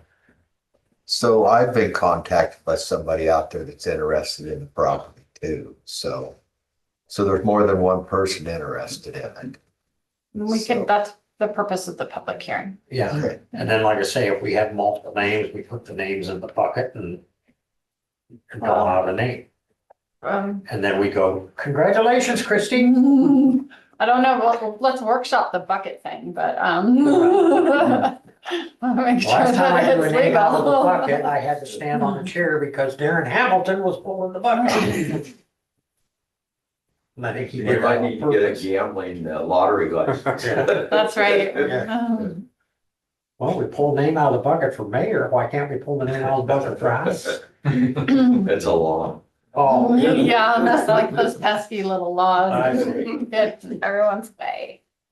Well, so let me ask you a question then. If you have multiple entities that are interested, then you have to put it up for sale? Or can you just, another what I'm asking is that if we have 3 people that are interested, how do we determine who to assign our interest to if we don't draw a name out of a hat? Well, I will figure that out. Okay. And I'll get back to you. I was really prepped to discuss the assignment issue, Right. but I'm not prepped to talk about what may happen in the future Right. under lots of different other options. We're getting So- on the edges of what's happening. Yeah, exactly. But that's what exactly will happen if we, You're giving something away, yeah. yeah. Well, and that's why, initially I was kind of surprised that you can do this, but you can, and it's. So I don't know if there are specific people that you guys know who are interested. We can talk basically that we would also have to enter into an agreement with that person. So I don't know if everyone would be interested in signing an agreement with the county. To Right. do with the property as you're kind of hoping they will, so. So can we put this on next, are we having a meeting next week? Do you want to just set it for a public hearing or? Yeah, we can. Are we having a meeting next week? yeah. And, Okay. or not, Well, Oh, a lot of times Abby doesn't want to have a meeting the day. She before does election. not. Yeah, She had for asked. election? Yeah, so it wouldn't be till the 10th. You should just set a public hearing, I think. Yeah, just set it for a Okay. public hearing. And do it then. And so we're out far enough if we wait till the 10th? It's gotta be 4 and 20. Yeah, 4 and 20. Yeah, Okay, so we put on the agenda to discuss and consider setting a I public know. hearing. Oh, wait a minute. You want the public hearing on the 10th, or do you just want this to set the public hearing on the 10th? Sorry. Let's just, I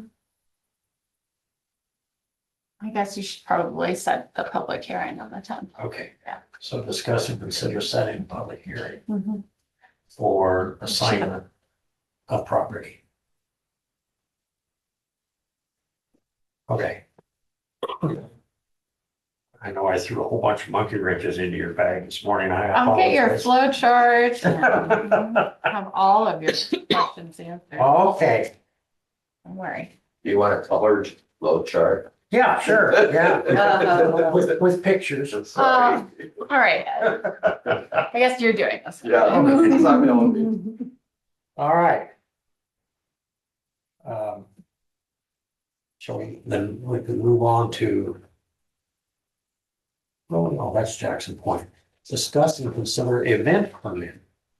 So we put this back on here, I think, because somebody was going We're to, gonna talk about it. okay, Good morning. Warren.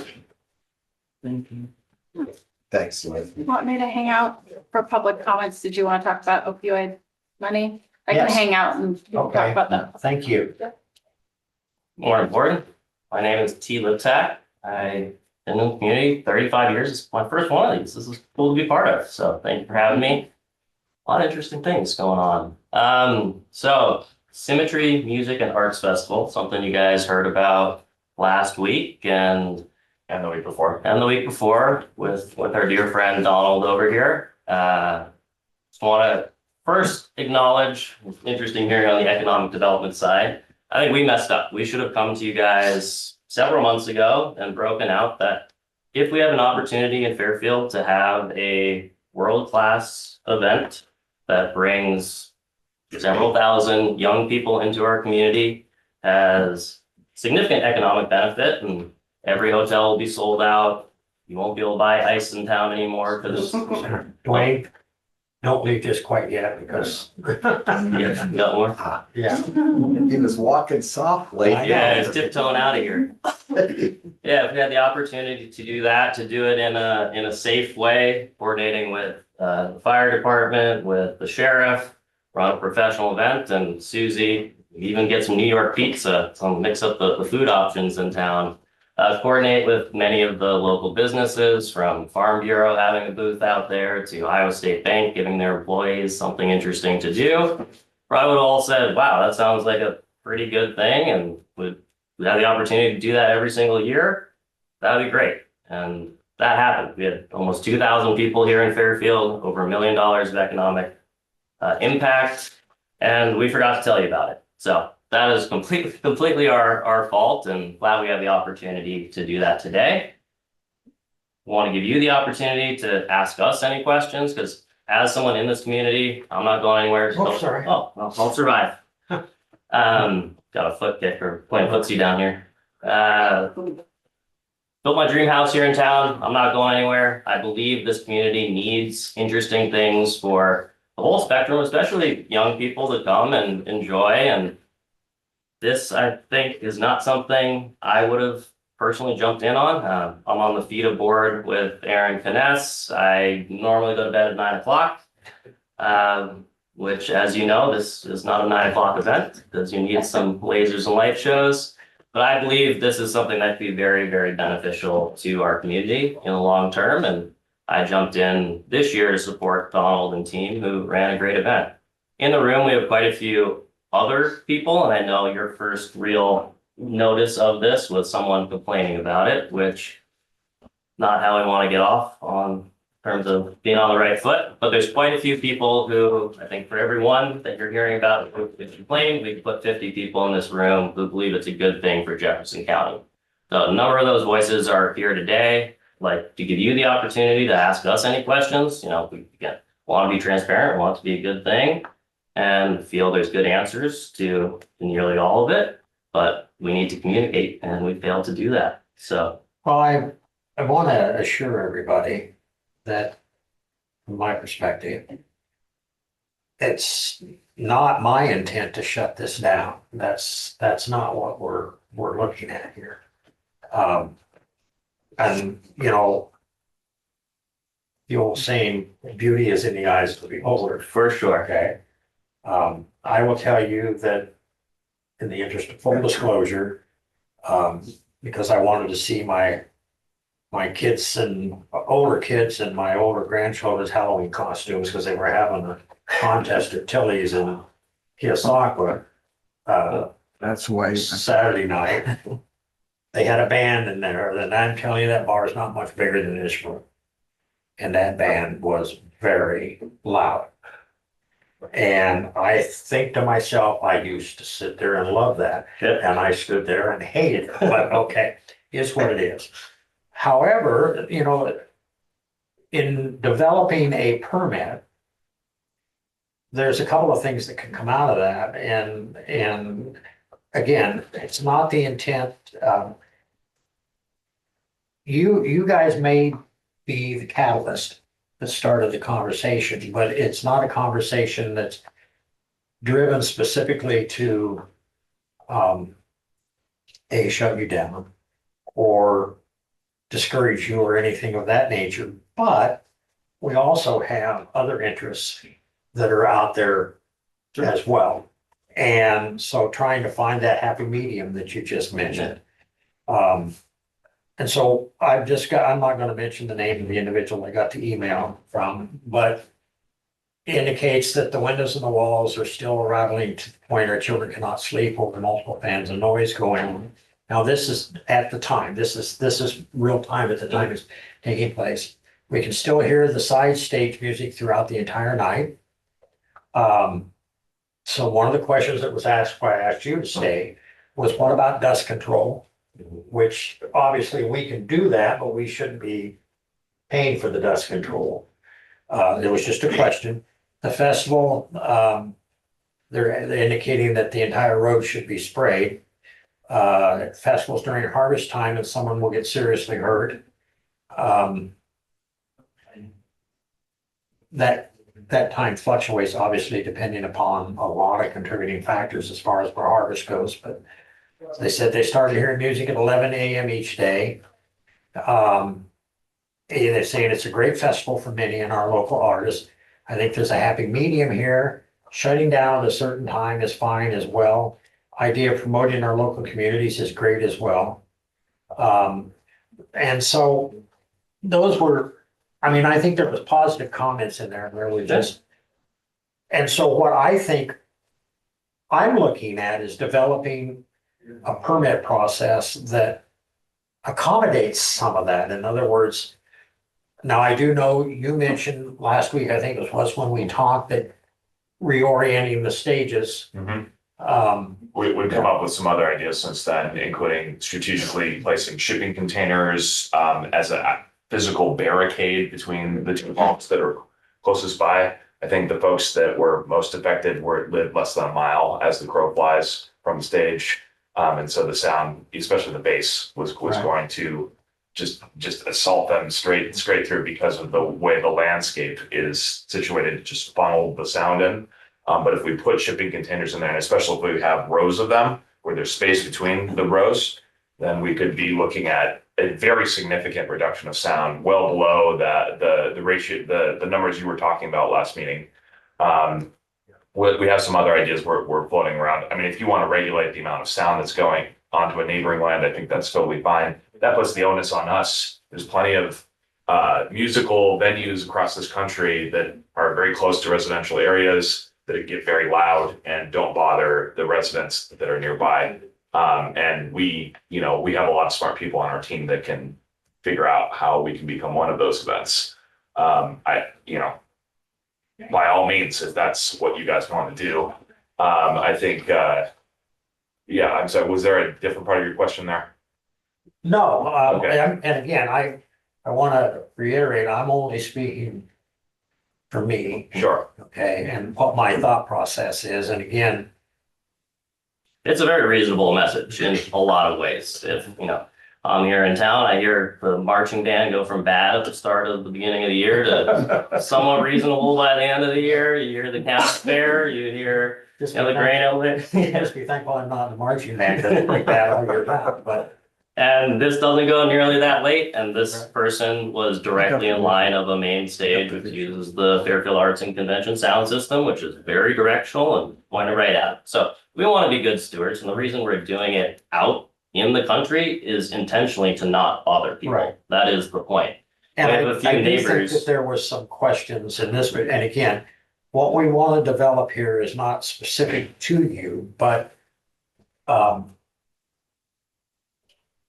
the festival was the catalyst for the conversation, Sure. okay? And again, I don't think there's any interest here in eliminating the festival, just trying to meld the two concerns into a cohesive unit, if you will. And again, I was being a little bit flippant, but dead serious.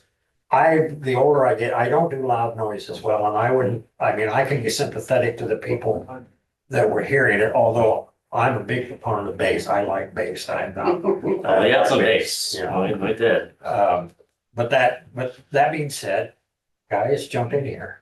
You know, I was just thinking, you like the Indiana Fever, you go to one of those games and see what they're. Oh, I know, I You know. know, But I yell very loud and nobody hears me when I'm yelling at the TV. there's a reason for that. Okay. You know, I do enjoy the fact, I really respect you guys. I enjoy the fact you came here and you're trying to work with us to figure this out. Because that is a lot of money coming into our community. Even if it's a quarter of that, it's still a lot of money coming to our community. You know, No, I agreed. And again, the permit process is not an effort to shut that festival down. I do agree the permit process that Ed worked on has some flaws. So what I'm concerned, you can't have a farm auction. Right. We can get 100 people there. I just went by on Kelp, that old barn, that barn event place. They had 40 cars there yesterday. Yeah. That might be close to 100 people. Would they have to do this event thing too? I mean, you know. No, I mean, that's the point. I Yeah. don't think we're just so everybody knows, we're not at a point where we've got something on the agenda that's ready to go. I think that, look how long it took us to do a wind ordinance. And Elizabeth probably got so frustrated that, how many different times did we ask you to take it back and tweak it? I can't remember. I know, A lot. but she did it, right? So now you know what you signed up for, right? So that's, I want to make it abundantly clear from my perspective that we do see the benefit. And common sense says to me that one of the simplest ways to resolve this problem is, hey, shut down 9 o'clock at night, because that's about when I go to bed. No, I'm being, but, finding some place, whether you turn the volume down, like you said, the shipping containers, all of those things that, come midnight, it's like, that's what I told the kids Saturday night. I gotta go home because I turned into a pumpkin after 10 o'clock. You'd fit right in now. I'd have fit right in down there, yeah. So, exactly.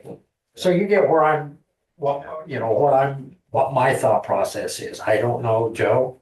I think it's a great deal too, but people's complaining about the noise. Surely we can come up with some happy medium there that's really the only complaint we've heard about. Yeah. And, That's good, in all honesty, for that many people being out there. And the dust is real, and we need to, even on the property, there's work to do. I know you have some of the other neighbors here as well, sitting, you have the Swans, Lisa, who's the landowner.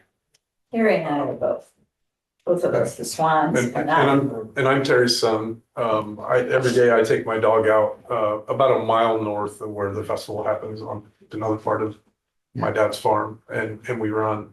I can tell you with the configuration they have this year, I could hear the festival slightly less than I can hear the Elton races when they're going on, which are much farther away.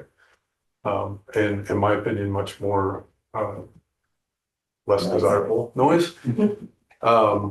So I think I would really caution you guys to not get too restrictive with your permits. You know, I like the idea of it, giving these guys, tasking these guys with something to make it better for everyone, but I would err on the side that these guys already have developed a plan for next year.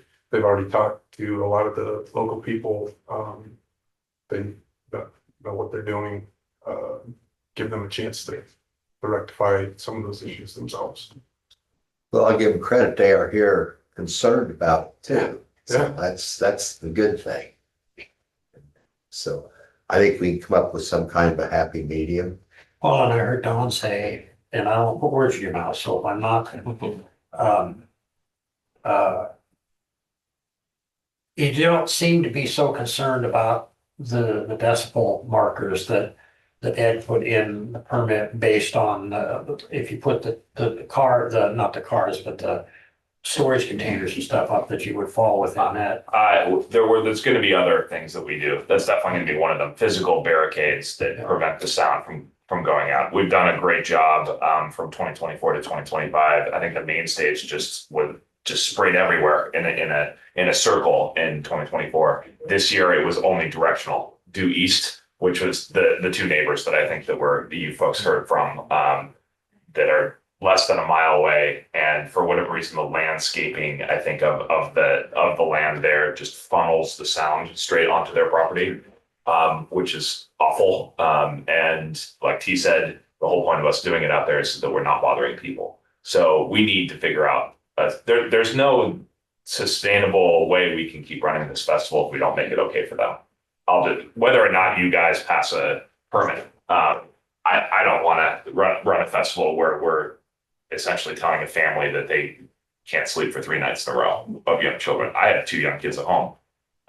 So this is very much on our radar. This is one of our probably biggest problems to solve for. We solved for a lot of problems this previous festival that we just ran from the year before, and we have to solve for this one now. This is, for me, it's the top of my list. Making sure all our neighbors are happy. The other thing is, I guess I was surprised to hear that, and not you guys necessarily, but this happens twice. Symmetry does not happen twice a year. Yeah. There is other members who are affiliated with Symmetry that do throw a cookout. I don't think it goes all night. I don't. It's earlier and it's not 3 days or 4 days. They do one stage and a much smaller sound system. Well, see, this type of permit would even apply to, not that we've had any for a while, but you know, if somebody was to put on a fireworks show, those kind of things would come into play as well. So, A couple items from my side. So I know safety was a concern, and I believe you had some emails with Donald, and we very much care about that. And I don't say anything to that. No, I mean, last couple of years, the way they've been having it, so as the emergency management coordinator, we always have concerns when events are going on for evacuations, weather, stuff like that.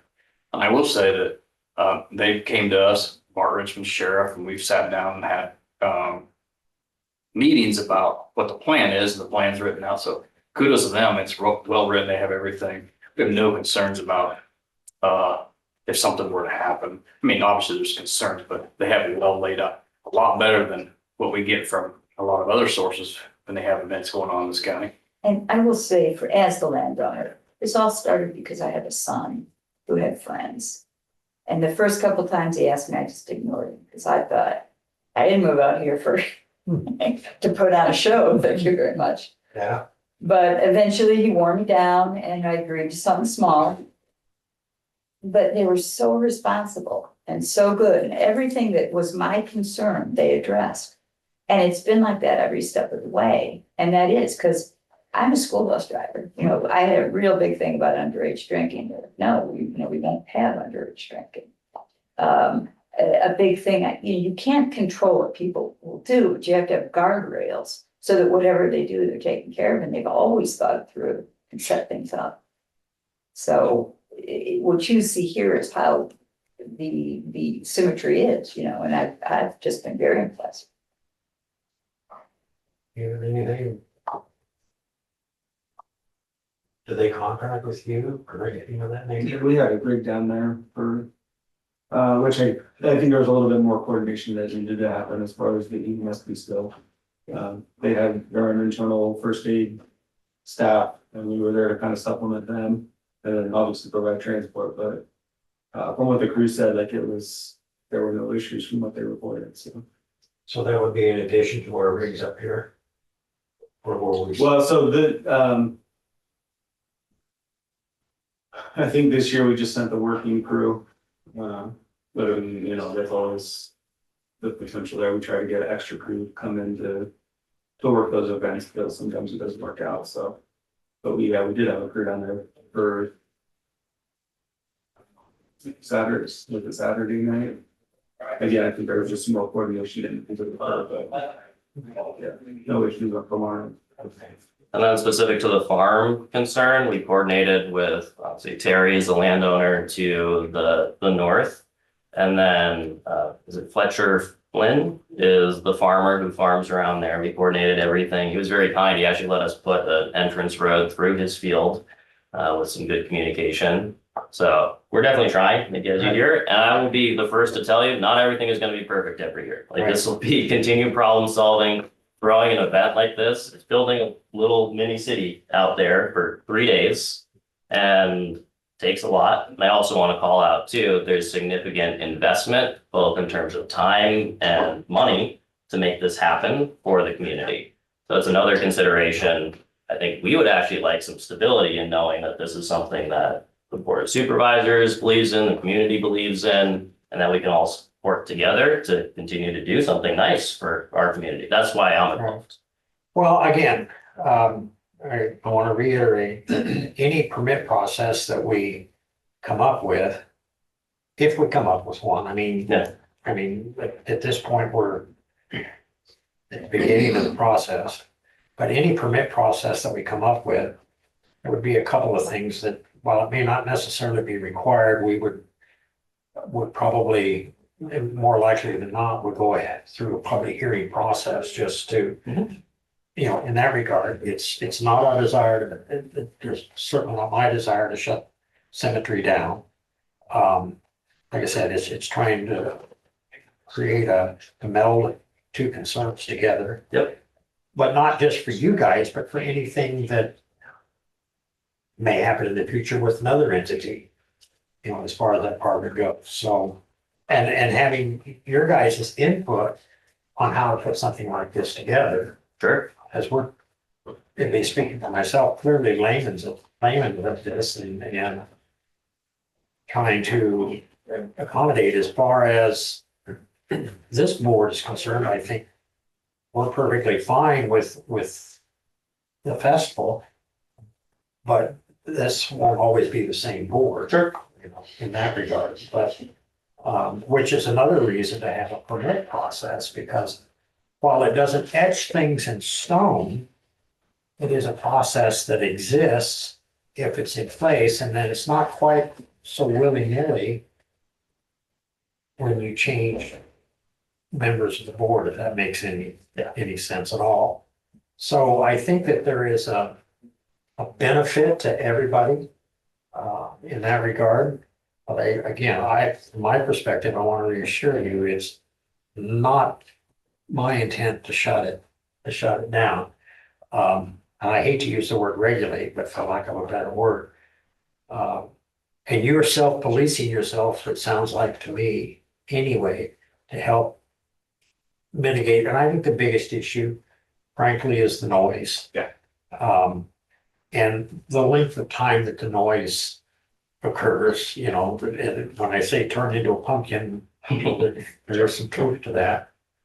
Working with our county engineer, you know, for a dust proofing process would be, and this would apply, we're even required to do it on detour routes if they're not concrete routes and stuff, so, I don't know, guys.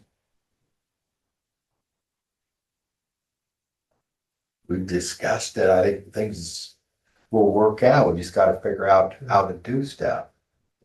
And so when it's, So- you know, There's gonna be more come up in the okay, future, and we, so. go I think ahead. this is a work in progress. Right, and we can Toward the even have a positive. work session where we can put that on, you know, the agenda specifically for that purpose. And then the public will know that that's what the agenda's for.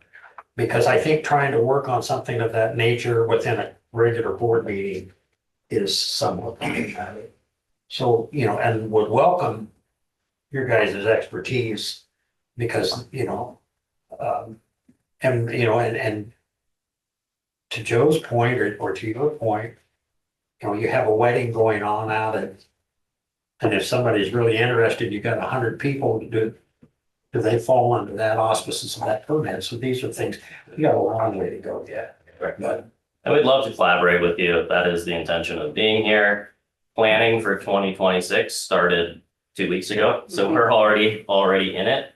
I'd love to continue to have meetings because I know hundreds of counties across the country have figured this out. And I'm pumped that multiple of my friends came back to experience this weekend. I know several people, including now one of my employees at one of my businesses, one of my wife's coworkers, moved to Jefferson County because of this festival. Like that is a cool thing. And I think we are just getting started. We're very early days.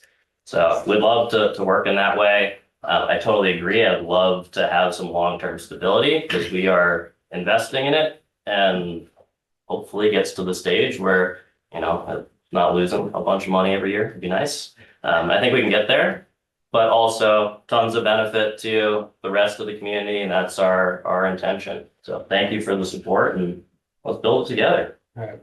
So we will schedule a work session. And it will be on our regular agenda, so everybody will be aware that there will be a work session. And we'll start you know, sitting down and actually looking at the framework that Ed has drawn up and tweak it here or there or whatever. And so that everybody has an opportunity to participate and I think hopefully, knock on wood, when the finished product is a workable product for everybody. Sounds good. I think final note from my side, this year, we're gonna make changes every year. I think this year, Saturday afternoon, just for context, it was very windy. And we closed the venue for safety and reopened at, what was it, 4 o'clock? First 4 hours of the scheduled events. Yeah, it normally were starts shut at down. noon. The wind hit, we had an emergency plan, we implemented it, we locked things down, we saw when the wind was likely to peak and when it was coming down and when that actually, you know, there was the forecast and when we ascertained that was the reality, 4 o'clock, the wind got to acceptable levels, so we reopened everything then. Yeah. No problems, everyone, you know, played at a shorter set time or a later set time or I think whatever. that's the point I was going to. We pushed the schedule back to accommodate. There's 102 music artists this year, which is a massive amount to try and organize, you can imagine. We went late. And I think fundamentally, this type of festival, the laser shows, the light shows, the video walls is a big part of why people come. And it is going to be a late night event. Like that is a core part of this. And if we say you can't go late, that's basically killing the festival. So I agree, we need to find a happy balance. This year is not a happy balance, not only for the neighbors, but there's 200 staff, volunteers, people supporting. Going that late is not also sustainable for that whole crew. So we need to make changes anyway, which we will do. The second piece, and I kept telling, you know, Aaron came out this year. You try and explain what the festival is to someone who hasn't been out there. Is some kids having a party in a cornfield, or is this a well-run professional event? And I would love, if you are open to it, Joe, I'll mention to you, get you a ticket. You don't have to buy a ticket. We'll get you out there. I just gotta buy one. In the afternoon. In the early afternoon, before pumpkin you turn into time. a pumpkin. No, you can't give him a ticket. He has to buy it. He has to buy it. Oh, okay. Okay, I got it. Yeah, We'll have we got attorneys here. He has to buy he it. has to buy it. Well, love for you to see what we're doing in person because I can't, really explain it. Right. And come, we'll walk the grounds, show you around in the afternoon. Even if you aren't into the music, like the art, There's some good people watching, I'll tell you that for sure. Definitely some good people watching. Have a beer, have some pizza, and just check it out, because it's a cool thing, I think, Yeah, if I could, just chime in, Terry and I attended for the first time this year. We weren't there, super late, but, had great pizza, ice cream, talked to Laura, who's had a booth set up for his music shop. So there were local businesses represented, stopped by the Farm Bureau, booth. They were giving away stuff. We had a great time, even though that's not our type of music that we typically, wave-based music, I just learned about this year, pretty much. But it is something you want to attend in person to understand. It's very professionally run. There was nobody bothering anybody. People seem to be having a good time. So I was just really impressed when I went myself. And the bank purchased tickets and gave them away just to get more people from the community out there to experience it. And I think that went really well too. There was a lot of people I knew out there, even in my age demographic, even though that's not your target audience. So it is something for the community. And we've tried to get other music events to take hold. And like at Fairfest, if you remember Fairfest, we brought Buddy Guy in years ago now, but they're hard to sustain, and it takes a really professional group, I think, to keep it going. And we have that group. So even if it's not your type of music, it's a great thing for Fairfield. The hotels did sell out, and I think it was really good for the businesses that participated. So that's why I was here, just to share that experience with you guys. Anything else? Leave it at that, Joe. Anybody online got anything? All right. So we'll get something on there, and we'd love to have your expertise. Yeah. In the process. Excellent. All right, thank you. Thank you all. This was great. Okay, may I ask for to take a? Oh, please. Yeah. Wonderful to meet you. And I'm now one of these. I don't like that call. Seem like a good idea sometimes. Christine, now it's moved off the billboard. Absolutely. I think we might be, yeah. Thanks. What was it we wanted to talk to you about? Was it about the dust control? Okay, thanks. Yeah, no, great to meet you. We're gonna see you at the I had Vito the time, event. I would tomorrow? consider it. It's a rough, demographic. I feel like I need to see that pendulum. Yeah, tomorrow evening, which is at 5. I don't think it's an RSVP thing. I think you can just go. It's more of an Maybe. open Okay, no, I'm update. planning. I'll definitely Excellent. think on it. We'll see you there. I appreciate you. Thank you. Asking me. Thank you. Thank you. Thanks. Who is that lady sitting on that? I know that. He's a dimensional. Oh, yeah. That's the property that. Okay, okay. You might know this. My house is about. Okay. No, we have Woodstock. We didn't, but we know too. Yes. There's a place in Iowa with a Lucina or something like that that had really many Woodstock. Well, see, they drug in sand and stuff and had them. See, that's when you need to call and say, what issues did you have? How'd you work through? Because they had, these guys aren't doing a Woodstock. No, there used to be a rock show called Laser Fest up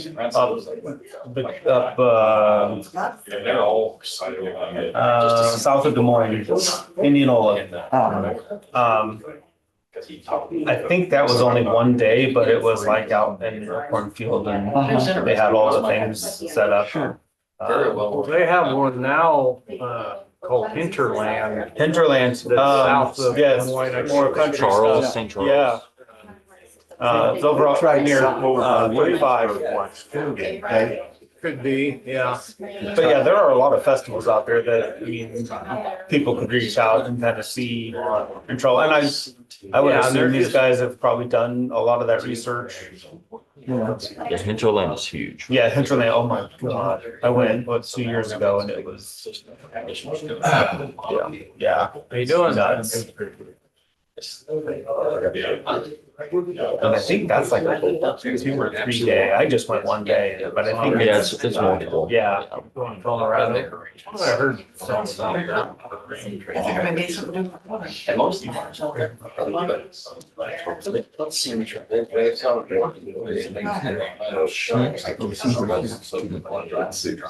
No, he doesn't know how to pack light. Did you get your attendance? I was gonna Yeah. write it down for you and pass it your way. You should get away with that on a train sometimes, but it's not easy to fly that way. Are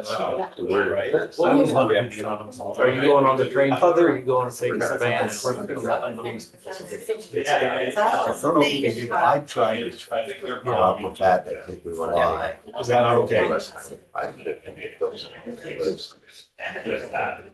When are you going to the legalities? If I was gonna sign in, I'd sign Josh. I would department of- Hey, I would department of- Thank you, everybody. You're welcome, I feel a lot better now. Christie, Iowa Department of, what is it? Iowa Department of. Thank you. So. Okay. Something. Discuss and consider Jackson Point. I'm not sure. I will tell you, the board, that Optimay is discussing it probably as we speak. I did reach out based on conversation we had with Dave about somebody from Optimay living there. Were they actually working, on behalf of Optimay there or whatever? And I was informed that they were not aware of anybody living there that was in an official capacity for Optimay. But we were told that. Yeah. But nonetheless, she also indicated that she would meet with her team today to discuss the question I raised about whether or not they would be interested in managing it for a fee. So that's still there. And there was, I don't know when they were going to meet. I've had lots of conversations with via email and one-on-one with Chauncey. And I pointed out, I was being a little flippant, but I think you saw the email. What if the Jackson Point Progressive Housing Corp Board just disbanded? I still have serious questions about whether or not we have the authority, because the four of us are not owners. We're not. We have no, I don't believe, any legal authority to do anything with that building. We certainly don't have, in my estimation, authority to give it to anybody. And based on previous conversations that another entity had with Iowa Finance Authority, they made the statement that Iowa Finance Authority was not particularly excited about new owners. Except nobody can tell me who the owners are. I went back to the recorder's office. I've got all the information. If anybody wants to see it, I can show you the deed process. And I can show you where the county deeded the land over to Jackson Point Progressive Housing Corp., who in turn deeded it over to the limited partnership. And so that in and of itself says that we don't own it. Progressive Housing Corp. Was a member of a limited partnership, which in and of itself no longer exists. We've been down this road. And there's an $860,000 debt against that building.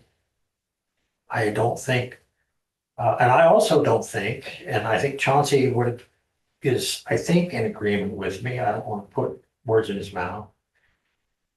I don't think I can vote on anything that you two do. As a member of the Progressive Housing Corp., I can present whatever our plan might be, but you know, I don't, and again, here's the other thing. If we don't pay the taxes, when I say we, the partnership, then it goes up for a tax sale in June. You know, I haven't reached out to Mr. Moreland yet to ask him these questions because I'm not real sure I want to throw a hand grenade into the middle of the process that's already convoluted. But I just simply, Sean and I and the other two,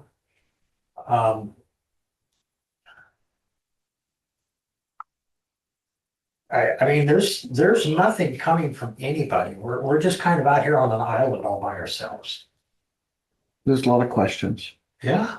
The biggest question I have, Lee, In is, 4 days. the biggest question I have is, what about the people? I want to care about those people. I spent the weekend talking to several people at Wagon Wheel, Logan Apartments. Yeah. You know, they could apply for Section 8. I don't know why. I always look at the possibility of moving some folks over to the other entities in town that are still managed by Keyway. Right. I mean, do they want us to do their job for them? I have. Well, I don't know that Wagon Wheel may be full. I don't know. No, they are not. They have like 3 openings. There's been quite a few deaths there. Okay. And I don't know what, you know, I don't know what the you know, the circumstances are. But then Lee, I also was told, well, gee whiz, with the government the way it is, you know, with the shutdown, no matter how long it lasts, can those be approved for Section 8 housing? Well, Or is there nobody doing that job? yeah, you know, I don't know the answer to that either. And again, Iowa Finance Authority, and here's the thing. To me, if I put my supervisor hat on for the moment, okay? Christine's I got a think lot of it's- notes. I see that. I think it's irresponsible on one level to put a supervisor hat on and then say, okay, yeah, I advocate for us taking this over. But we can't set rents. Somebody else sets the rents. There's an $860,000 debt that has a high probability of being forgiven, but no guarantee that it'll be forgiven.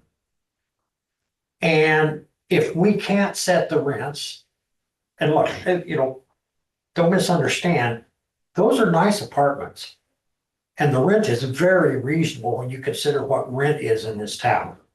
At even $535 a month is not unreasonable, and they're not paying for their water. So they're paying for their heating and their cooling within their units. Are they paying for the heating? Yeah, because it's a self-contained unit. Oh, so they get the heat. Kind of out like what you see in a hotel room. Like this. So- Yeah. Okay. So, but my point is that it's a very reasonable rent. But it isn't enough rent to sustain the facility. The auditor that was hired, that the county funded for $8,000, said it's not a sustainable operation. And it's been losing money. So as a supervisor, I don't think I could say, we take on this, and then given what the state, you know, their disposition at this point as far as property taxes go. And I have no idea. I've been given what's the word I'm looking for? The notion that insurance on that building, not so much the building, but liability insurance would be really high under the circumstances. So to Susie's point, we've got 13 tenants there right now. And obviously they're probably gonna pay the rent and there'll be some money coming in. There's a sidewalk that needs repaired. I question whether or not the Board of Supervisors can repair that sidewalk because it's private property.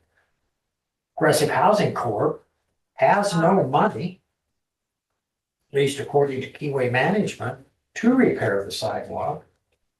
And from what I gathered from Mr. Moreland, any transition would have to require coming into compliance first. And we currently are not in compliance. And according to the young lady that I spoke to, there are 5 units that are quote unrentable. Does Keyway Management think they have an issue? It seems to me they're putting it off on us. Well, his concern, and I can't dispute it, his concern is that they've lost money and lost money and lost money. That's not our fault. No, I wish them the best, but you know. well, but he doesn't have a contract either. Yeah. And no, we set a contract back in 23 that he didn't sign. So part of my conversation with Chauncey centered around, you operated for 2 years without a contract. How is that my responsibility as a member of the Board of Supervisors? If you lost money, you know, you hung on for 2 years without a contract. We offered a contract, same contract as what you had before. Now, I don't want to get into an arm wrestling contest with anybody. I just see this as I wish I could wave a magic wand, and I'm holding out hope that today we hear something positive from Optimay in terms of management. But there again, who has the authority to enter into a contract with them? Right, so again, why are we in this? You know, I think you've spent a lot of time on this, Lee. More time than I know want. that, yeah, I just think, I worry about those people, but it's a big ask for the county. And again, I come back. I mean, we're appointed board members that I don't know that have, I'm not even really sure anybody can define what our responsibility is as appointed board members. Oversight, when I define oversight, and correct me if I'm wrong, but I define oversight as watching to make sure you do what you're supposed to do. But I don't know who that is that I'm supposed to watch to make sure they do what they're supposed to do. I know what the original contract said.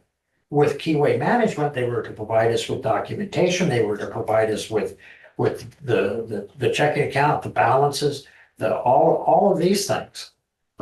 That up until 2 weeks ago or 3 weeks ago, I didn't even know where the checking account was. Did you? I still don't know where the checking account. Okay. According to them, it's at Midwest One, which is fine. That's not an issue. Which originally probably was, if I'm not mistaken, was First National Bank. Did they turn over a checkbook though? I haven't seen anything. So I don't know. Supposedly they're gonna leave the files in the office. If it has the office, I don't know that either, so. But. So I'm gonna open up to you two guys because I can participate as far as actually having a vote. Sorry. So if we just walk away like Key West, what happens? We're entitled to just like they are, the way it sounds. To me, Joe, I think somebody is just trying to push this off on us. We don't have a lot of information. No, we don't. So I, for one, don't want to deal with this right now. But it's the residents I'm worried about. I know, but what, are they gonna kick them out? I don't know what's gonna I know. Well, here's the other issue though. Who's gonna kick them out? I don't know. The fact is that I think they probably got, you know, let's say they're renting an apartment out there. I think whoever the landlord is right now is the one responsible for kicking them out. But they've raised the rent, so why would you raise the rent and say you're out of here? I mean, nothing makes sense. I mean, it's really good fiscal management. problem we got is, Sorry. as a member of the Progressive Housing Corp, jump in here anytime. Wait a minute, that's you that's a Yeah, member. I know. Okay, not. The problem that we have is if we don't pay the utility bill, then the water gets shut off. We pay the utility bill? We pay the water from what I understand. Or does the city pay it? Huh? Does the city pay the water bill? No, The Jackson Point Jackson Limited Limited Partnership. Partnership. Well, guess you wouldn't have the money. And so, So who's been signing the checks? Yeah. Mr. Burns. Oh. And Dave went to the city of Fairfield and said, hey, I'd like to see what the utilities are averaging at that, and they wouldn't show it because he doesn't have the authority. Ah, And so, the point is that you're right, they would keep paying rent, the money would keep going into the account, checks would keep dropping through the slot. Okay, and could be deposited. But somebody's gonna have to take on signing the checks. And quite frankly, I don't want that somebody to be me. Just saying, I'm in this deep enough as it is. I'm I sorry, got the visual. I know, Got the yeah. visual.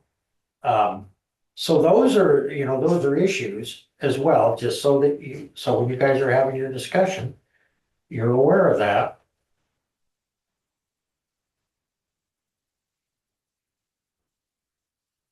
I honestly don't know where to turn to. Well, I'd like to put on next Monday's agenda to appoint Joe as a member of the Progressive Housing Corporation. No, I wouldn't vote for that. Thank you, Susie. Because you have such a vast knowledge and you have spent, It's funny, Chauncey came in here and said exactly the same thing. I haven't talked to him. And I said, yeah, but if one of the others was on the board, they'd have that knowledge. He goes, well, that's true. So there you go. Yeah, but I'm a slow learner. You've been at it for long enough that you know it all. Not near as long as Sean has. Yeah, but I've only been on it for 5 years. Darren, I think, and Dick Reed. Yeah. And at the time, and I'll just give you my little 2 cents, I think the way this was set up 20 some years ago, obviously was not looking at what's gonna happen in 2025. Because it's falling in your lap, you're right. But they had a bank, they had a manager, they needed housing like this for special needs people in the community because the county home was going away. We've talked about all this. The point of the local entity, as you said, was to watch over the other two and generally to see that it was going all right. And I think the reason they appointed a board of supervisors, I'm not sure about like Sandy Steve or some people with some involvement with special needs people. Right. I have a personal, obviously, I'm not here on behalf of the county. I'm here because I was appointed because I have a personal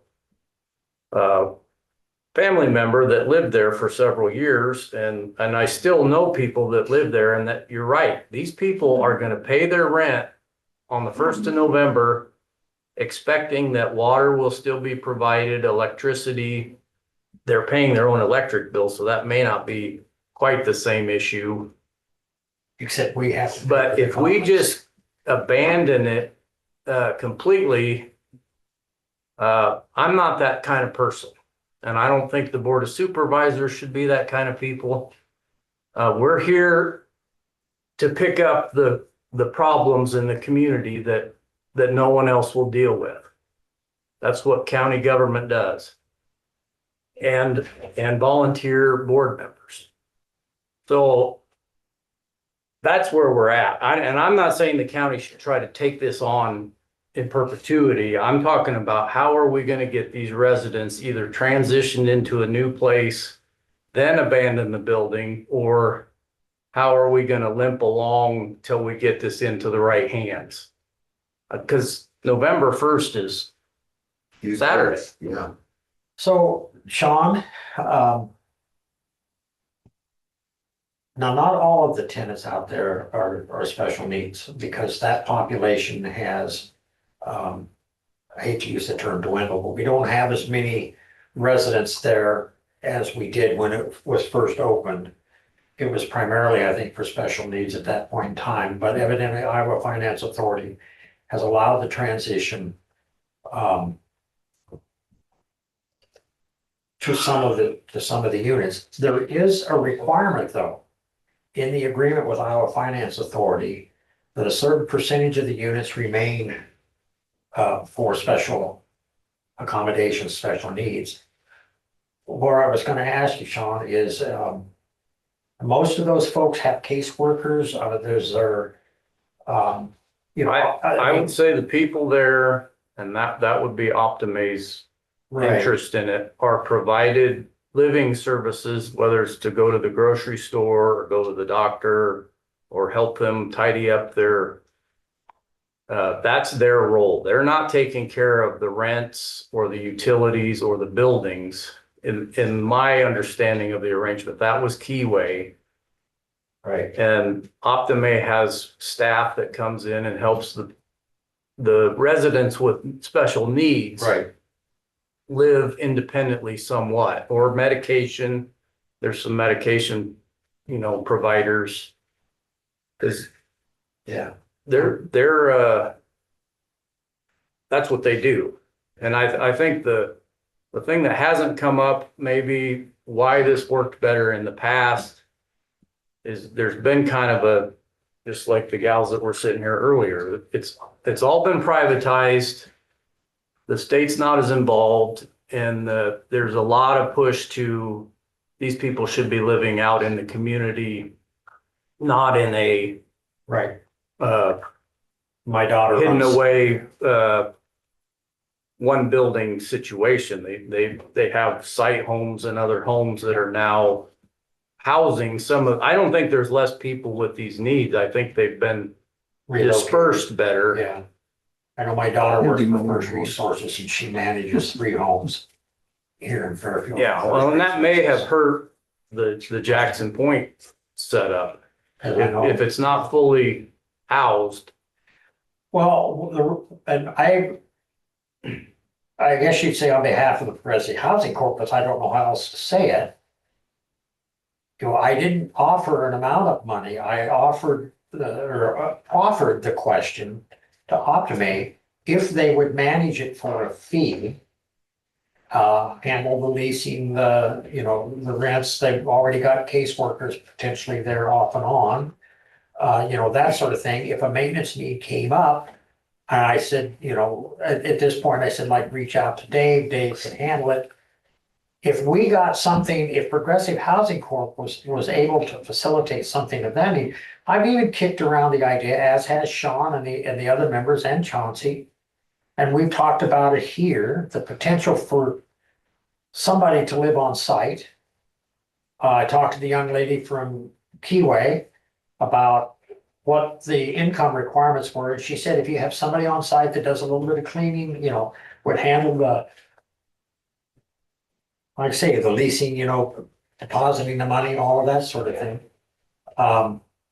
And you could provide them a stipend and an apartment, and their income was irrelevant. So go ahead. So you're suggesting that we enter into something where we're spending more money on this? I don't think you can enter into anything at this point.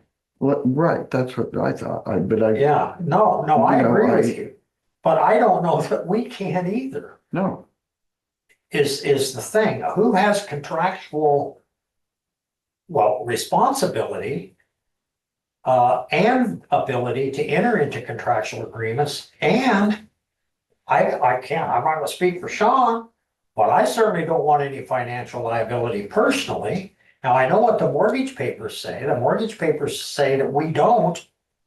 That it's the only asset that Iowa Finance Authority has is the building, but I'm concerned personally about if I'm signing something, then I'm taking on the liability for those rights.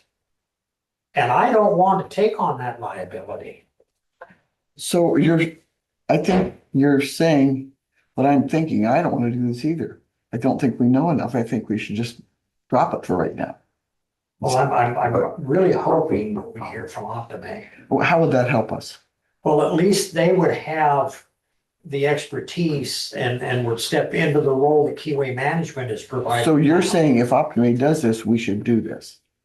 Well, I don't know what else to do. Nobody wants the building because of First Resources was excited about taking it on Mhm. till they saw Yeah, the outstanding loan. I don't want to do this. I think we're getting in too much of a financial predicament if we do this. I mean, I It's could not certainly saying they send an couldn't come email. back next week and say, hey, we've changed our mind. Yeah, I could certainly send an email to Tim Moreland and say, hey, it's not looking good. And I don't think I'm not throwing our attorneys under the bus here, so don't Oh, not at misunderstand. all. But I don't think we've gotten, because I have this is a two-pronged question, so to speak, about being able to put money into private property. Because we got a situation out by the ambulance base as well. Yeah, So, I just don't think I don't want to enter into this right now. So I do have another question. Keyway is going to leave the 1st of November. That's what they say. Are they going to send us a bill for what they lost? already have. They want the owners to pay for it. Well, bear with me here. I'm going to answer your question.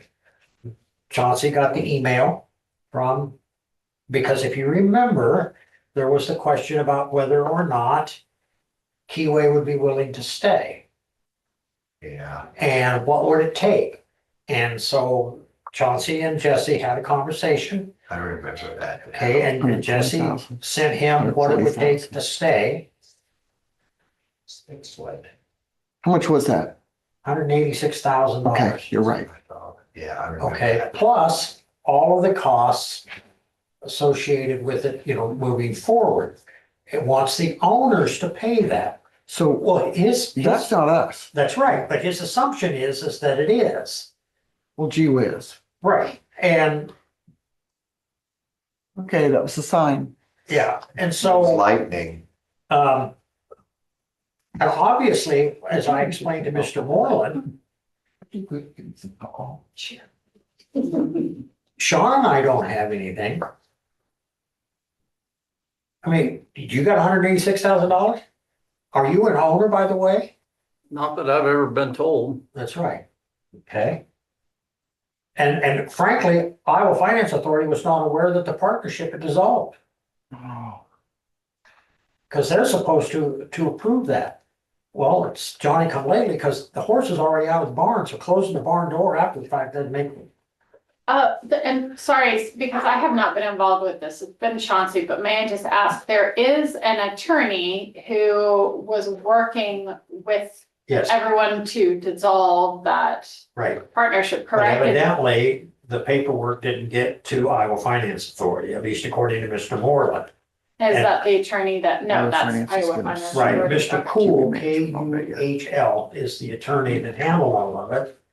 And he was recommended by PNC Oh, you Bank. took notes. Well, there were several attorneys that they recommended, and so reached out to Mr. Cool, and they had a conversation, and he handled all of it, and the separation occurred. Mhm. So then when I mentioned to Mr. Moreland that the partnership no longer existed, he goes, well, you got your investment company or something. And I said, no, I said, they're gone. And he said, well, when did that happen? I said, well, I don't know, a year or so ago. Well, he said, they can't do that without my approval. Well, you send me everything you've got. So I sent him everything that I had and said that I'm sure Chauncey's got a lot of more pertinent paperwork than I do, but I sent him everything I had, including the 128 pages that PNC Bank had sent early on, if you remember that, and so evidently Mr. Moreland's got everything now. But that was the first he knew when I mentioned that the limited partnership no longer exists. They're all gone. And this is the point. This is why, not to be a horse's ass, but this is why I say, who has the authority even to enter into an agreement with anybody. I think that's above our pay grade. Well, it's above mine. The reason why I was asking about that attorney too, if he specializes in That's this, right. he Yeah. should be able to give some further guidance too. Maybe Chauncey already knows the answers to all of these questions, but it seems like that's the first question that. Well, needs to be and my answered. understanding from the email that Chauncey sent to Mr. Moreland, that there was some money left in the kitty of the 15,000 that PNC Bank gave us to separate. That's correct. Is that okay? So I don't know what that would get us, if anything. Fat cat. Is that a fat cat in the kitty? They're No, I they're don't skinny think one. so. I Okay. think, but I think they've got that money in the budget and it's still reserved Yeah. for use as legal stuff. I know that, and Ms. Suzie probably has informed the board already, but that's something that we've discussed at our opioid committee meetings too, is using some of those funds, if we can kind of adjust towards Jackson Point and how we could do that. And I talked to Optima about that as well. You Yeah. know that, but it sounds like there are some preliminary questions that need to be answered first before we can even talk about if there are funds available that you want to put towards Jackson Point. How about we just give it to the city? Jackson Point? Yeah. Go ahead. Yeah. That would be Can you? really, I can't, You no. can't. Who can? I Those don't are the- know. is the If you question. can answer that question for Because the me. partnership is we still don't know. legal, right? Huh? You still have a legal partnership. It wasn't ever dissolved. Just the partners left, right? Apparently so. I think it was dissolved. Oh, okay. That's what, I mean, I thought that was, isn't that correct? That's the impression I got. If it was a totem Right pole, now, I'd be in the right grass. now. Yeah. So thank you. All right, so. I don't know that there's any point discussing the other two items that are on the agenda, that to consider the abatement of taxes. I mean, we can consider the abatement of taxes, no, and consider, concrete work. mm, And I don't know that we've got a clear answer on whether we could even, as a board, could even do that. right. And I will discuss that a little bit further in committee reports. So, if something was to come positive from Optima, what do I do? Have a meeting and tell us about it. Well, I will, but I'm looking at the attorneys. Oh, Yeah, I think that we need some very specific guidance on who has the The authority. the authority to even enter into any agreement with Optima. I see a desire in Sean's eyes to get this on. I know we're in over our head when the attorneys don't even know what's going Yeah. on. Yeah. I mean, Well, sorry to say, but I think they hired a professional attorney, we did, to handle this, and it's still a Well, giant it cluster. worked well for PNC Bank. well, when's the last time you spoke with that attorney? Have you spoken with? I've that never attorney? spoken with him. Okay, Chauncey and- handled all that. And, but my understanding is there are still funds available. I No, mean, wait a like you minute, haven't I lied exhausted. to you. We did have a, We might have had one call. yeah. I feel like maybe a phone call with that attorney might be the best next step. I mean, that was the reason why you hired somebody who can give you counsel on this, because it's a specific issue that. Because the original president, and you're right, was Dick Reed. He signed all our documents when they entered into the financial agreement. so is this this committee, was this appointed by the supervisors? Was this not a county committee? The Progressive Housing. Yeah. It's a county committee. Yeah, Okay, just making yeah, sure. it was appointed. Because otherwise it's still Dick's deal then. Well, no, it was appointed. And the whole process, very, very quickly, the whole process on the LAIHTC local or low income housing tax credit process requires government input in some form or another to facilitate the process. First Resources, Mr. Kuster was a member originally of the limited partnership. Owned the land sold the land to us. We in turn sold the land. When I say us, I mean the county in turn sold the land to Progressive Housing Corp., who in turn deeded it over to the limited partnership, which satisfied the requirement from Iowa Finance Authority to facilitate the $787,000 loan. PNC Bank, along with a couple of other bigger banks, invested $1.3 million in the project in return for $1.7 million roughly in tax credits over a period of 15 years. Burns and Burns was one of the original limited partners, which is Jesse and Robert Burns.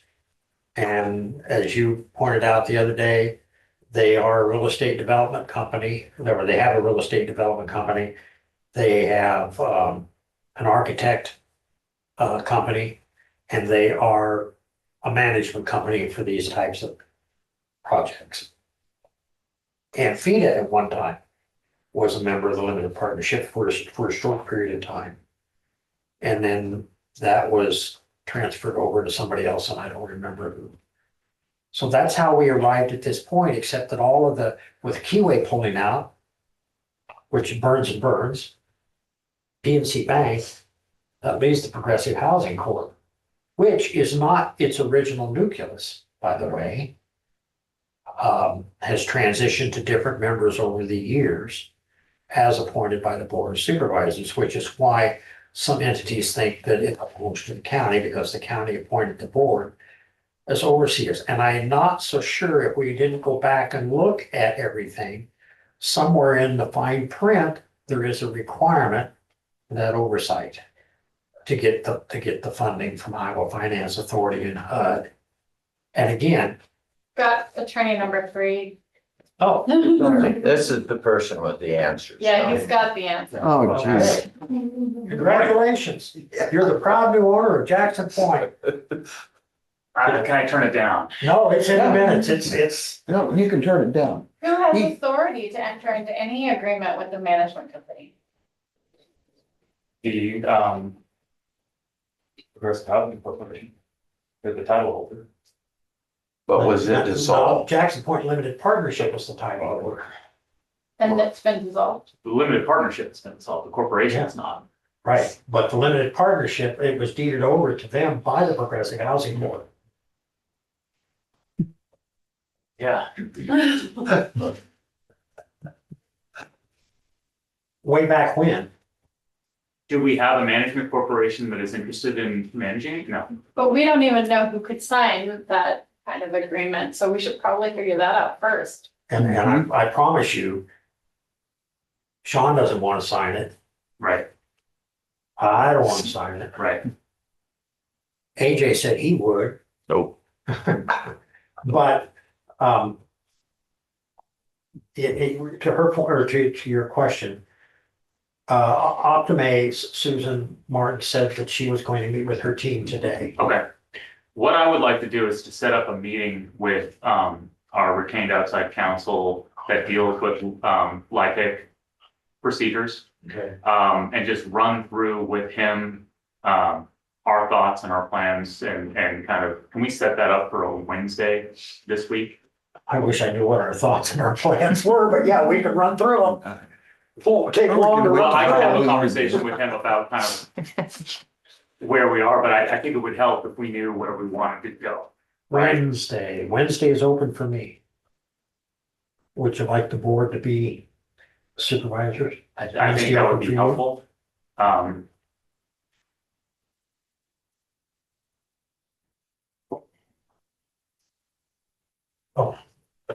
Steve, again. Good work, Christie. We don't know what time yet, though, right? Whatever works for the board. I'll reach out this morning. I'm good. I'm good too. What time are And we you? could, yeah, he's gonna be on Zoom, so we could do it on Zoom if that's Yeah. helpful. 6:30. Huh? Nothing. 6:30. You gonna bring pizza that night? No, in the morning. Oh, I was thinking 9, but Oh, 9's good. is 9 okay? Let me speak to him first, and can I shoot around an email here this afternoon? Okay.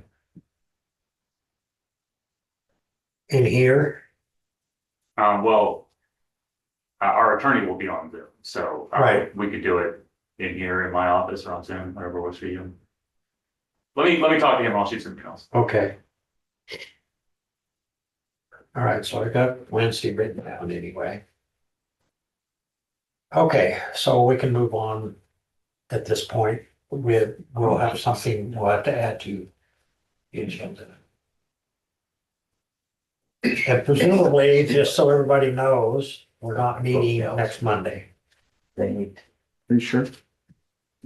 Well, I don't want to get slapped by the election committee, so.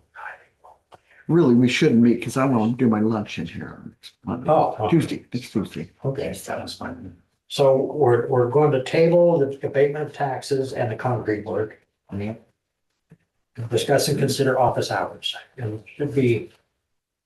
So we don't need that resolution is for the abatement of the taxes, so. I'm gonna give that back to you, and we might put that back in at a later date. Concrete work, you know, is what it is. See you, Sean. Thank you, Sean, Sean. thanks. And you have an office hours thing in your packet. My goodness, I got 10 little yellow slips. Should have 11, Lee. Uh-oh. I've only got 10. I'm kidding. I can do that. Okay. All right. Oh, whoa, we're stuffing things. We can stick out. I gotta do that today. So, what hours or days or whatever does anybody want? I will say, for sake of argument, I'll take whatever. You had before. But you can't do that because you got to go to Ottumwa someday. Well, it's just, that's always been that Yeah, way. yeah, You know, okay. so if you have a meeting, Yeah. You know, and I will say, I just don't want 2 or 3 supervisors in here together. yeah, If and we're I, not making any decisions, what difference does it make? It's the illusion. well, and If you have 2 people in the room, you got a quorum. 3 people, you got a quorum.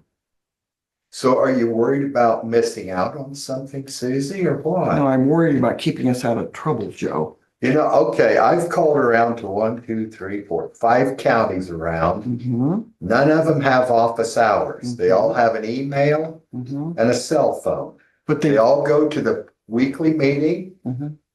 And one county, it doesn't bother if there's 2 of them in there as long as they're not making any decisions. Mhm.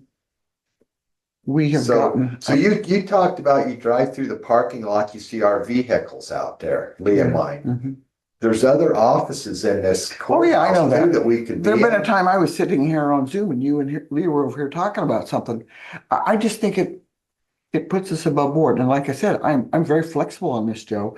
If you want to come in on one of my days, just tell me so. Well, I'm gonna come whenever I need to come because I still have other things to do. I don't just do this alone. I do a lot of other things too. Mm. Working on the farm and stuff, and I help farm. So Mhm. if you want to set office hours, that's fine, but I'm not gonna set in here whenever you give me a time. I don't know. I So, don't think that was the issue. I think I just wanted to not have a quorum in here.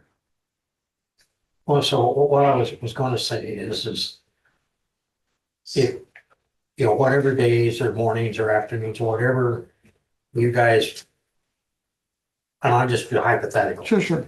Okay, so Tuesday morning from 9 to noon, we'll say Susie picks that time. Don't necessarily have to be here all day. We can split the days.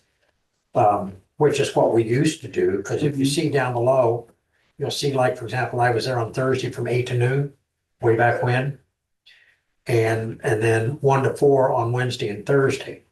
But my point simply is, and you're not necessarily locked into that. If you've got a meeting, you gotta go to, you gotta, for example, now I've got a meeting today at 4 o'clock for early childhood, because I didn't Thank have you. a quorum last week. Oh, So normally it would have been last Monday, but it's always normally the second, would that be the second Monday?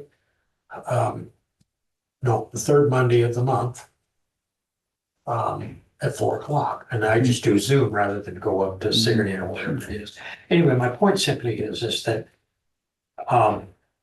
whatever days or times that you guys don't want, I'll cover.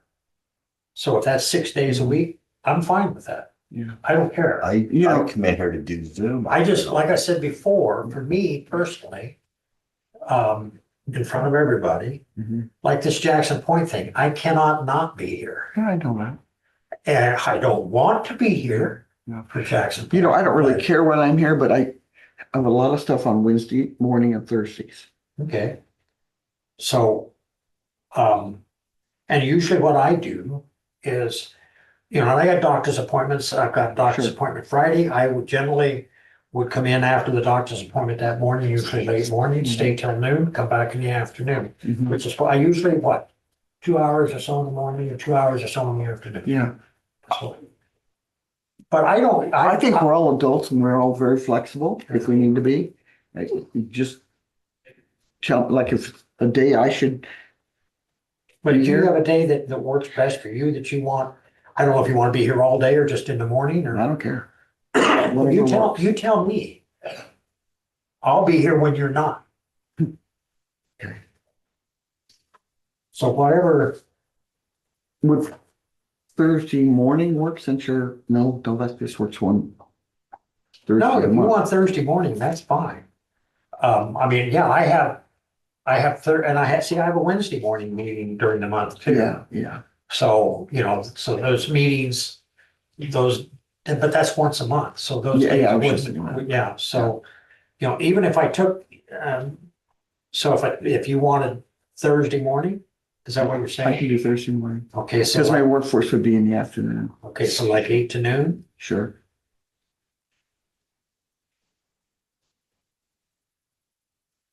And And, if I have to run somewhere, they know how to find me. If Yeah. somebody comes in and asks for me. right.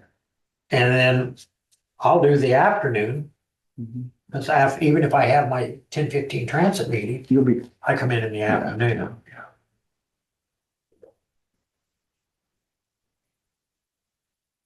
So, I mean, Tuesday, I don't know what anybody's schedule looks like Tuesday. my next doctor's appointment's on when is the 18th of December? Thursday.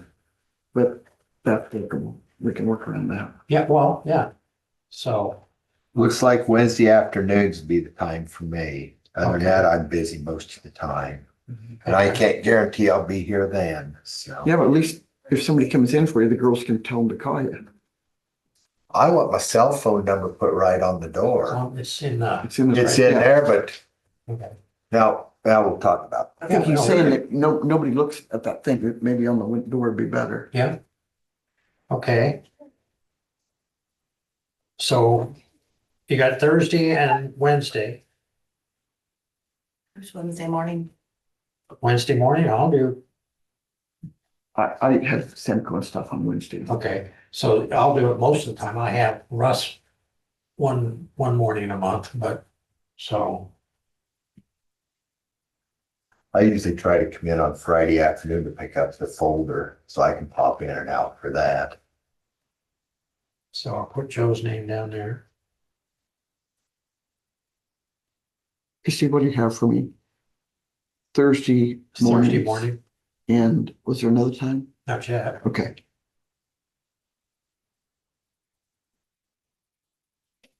I could do Tuesday morning as well. Or Tuesday afternoon, whichever you want me to take.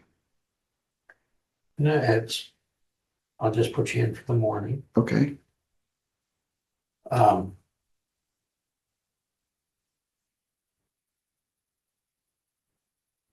So I can do Friday morning. Because Joe'll be in the afternoon, so then that leaves Monday afternoon, Tuesday afternoon, and Thursday afternoon. And I'll do all of those if you want me to. You know what you could do? I said Wednesday afternoon I'd do. Yeah, Yeah, okay. got Monday, Tuesday, and Thursday. I suppose if you take those and you decide you gotta go somewhere, just let us know. I'll come in. Okay. Joe? Seems like I got stuff going on the other days. So what's left to do? Monday afternoon, Tuesday afternoon, and Thursday afternoon. Thursday afternoon. Who's Wednesday morning? Me. Okay, I didn't write it down. Technically, lawyers, we're on the agenda for Monday, so are we here all day? Is that still legal? Is it still legal? If it states on the agenda when you're gonna be here, that it just needs to give the public notice of times and what's going to be discussed, if anything. And you can continue a meeting that Yeah. started, Right. just. At this point, we're gonna be 1 o'clock. Close. Thelma's gonna be upset. Wouldn't be the first time, and it won't be the last. I can Although take, she is getting a little alley about me sitting around on the curb when it's so cold in the mornings. Since I'm here in the morning on Monday, I'll do Monday afternoons too then. Okay, It's gonna have to be. and if you want, I'll just take Tuesday and Thursday. and I think if it doesn't work out for you guys, or maybe we can just swap out. You know, Okay. Will you guys make up a new, okay, and then we'll put it out there as well. Thank you, Christie. And on the door, Yeah. or I like your want, phone I number. want my on the door? cell phone on the door. And when you set his cell phone on the door, put my name beside his cell phone number as well, so if anybody calls through. All right. Always an angle. Yeah. Okay, that was good. All right. And I mentioned another agenda item. Yeah. This is part of public comment, that your lease with the Board of Health, you maybe should set an agenda date for that to come up. So Yeah, that lease has to be with Jerry Leonard and his corporation. Well, I think you're dealing with the Board of Health, but you can deal with an individual or a corporation, lease to them. There's no tax problems if you lease to another. Yeah, you're right. I called Steve and he said, but the concern I have, and I just asked the question, concern I have is that,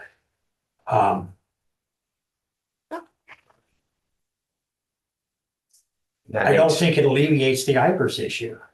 Okay, but I think this all ought to be done on the agenda Sure. with, Yeah. at a future meeting, maybe to November 10th, work session, November 10th would work. because that's the soonest we'll meet Yeah, again. that's fine. Okay. A work session? Well, the issue is we said November 1st was when we were gonna start charging rent, but we can backdate it. Yeah. So yeah, November 10th. Board of Health? Work session? No, environmental health rent, Yeah. just EH rent. Because it's environmental health that has to deal with him, right? Well, he is environmental health technically. Well, okay. The Yeah. Board of Health has to deal with Yeah. it. Okay. Do you want it on this agenda or separate? No, I think we can put it on that agenda. And my reason for bringing it up is I if you're forgot doing a about it. 2-year lease, you don't know who's gonna be in the office in 2 years, but the Right. Board of Health would be, if you do it in an individual, they Makes makes it clear real messy. process, yeah. Yeah. Well, the thing is that I get what you're saying. Anyway, we'll have that, we can't discuss that right now anyway, so. We'll do Hey, that I'm on the sitting 10th. here looking, excuse me, I'm going ahead, Lee. Oh, that's all right, go. I'm sitting here looking at this and Susie's only got 2 part of days to be here. I think we should split it up equally if we're gonna do this. Oh, yeah, that's right. Well, So I think she should take another day. She's the one that brought it up so that it should be split equally if it's what we're gonna do. That's political retribution. well, So let's see. do I take one of Lee's or I take one of yours? What do we do? I've got 3 already, Lee's taking more. Well, it's okay, I'm fine with it. I've got no place else to be other than meetings. You got a We, farm, you got a um, farm to run, you got a farm to run. I'm, right now, I'm better off sitting here than walking around the farm, okay? Do you ever have to be back late on a Thursday where you want me to take that? well, Or would you usually, rather? I mean, yeah, it's usually 2 o'clock in the afternoon Yeah. before I get back here, but or right around that time, right? I want to have this Thursday morning meeting. Sure. But that puts you here all day. I bet you'll let me go to lunch, okay? Well, yeah, and I guess when I come in, you can leave. Yeah. Okay, We can work that out. okay. So, Thursday, Tuesday, okay. I'll put a slash in there.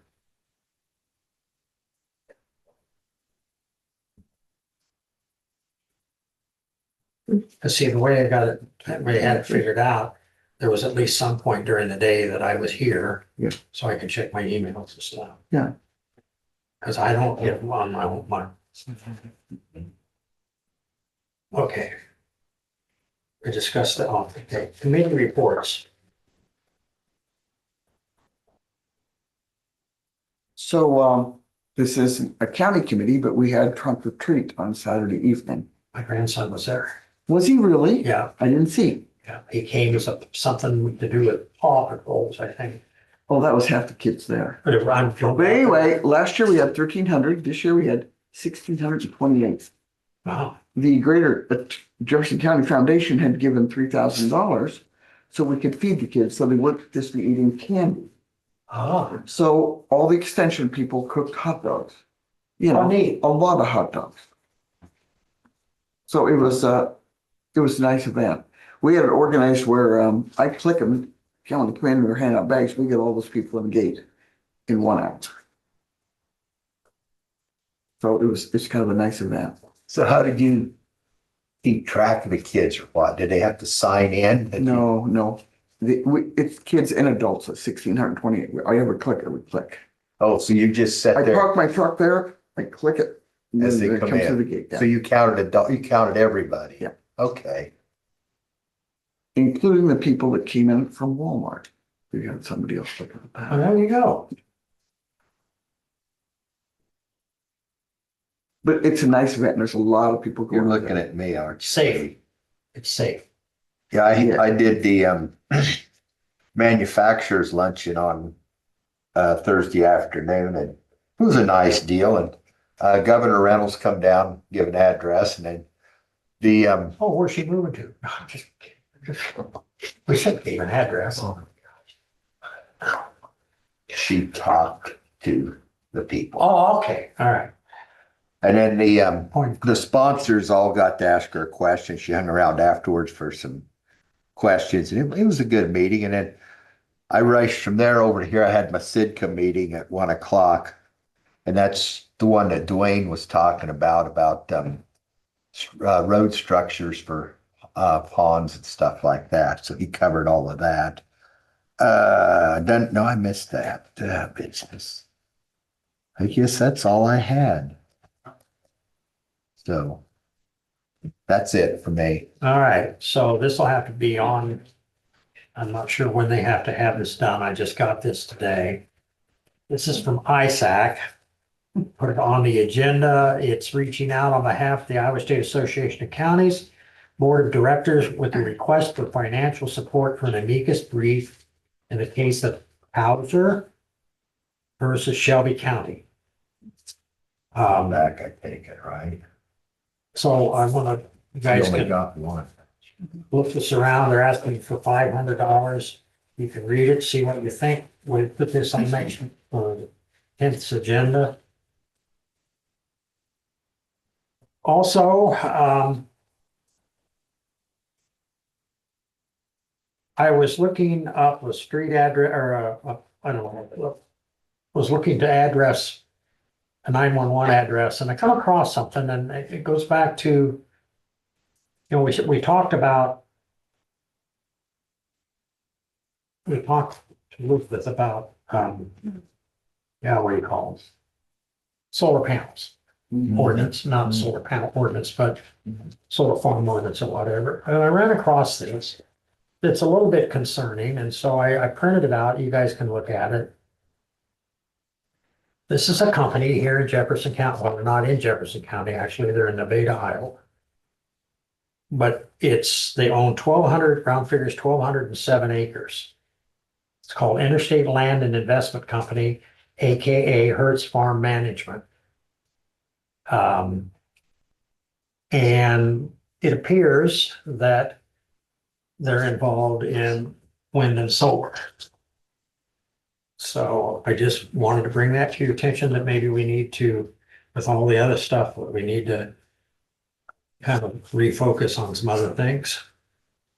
Also, our neighbors to our ambulance base, I've reached out twice so far, asking if they would be interested in a purchase agreement, and I've heard absolutely nothing. Crickets, as they say. I don't know what to do on that. That's just gonna tear up our ambulances.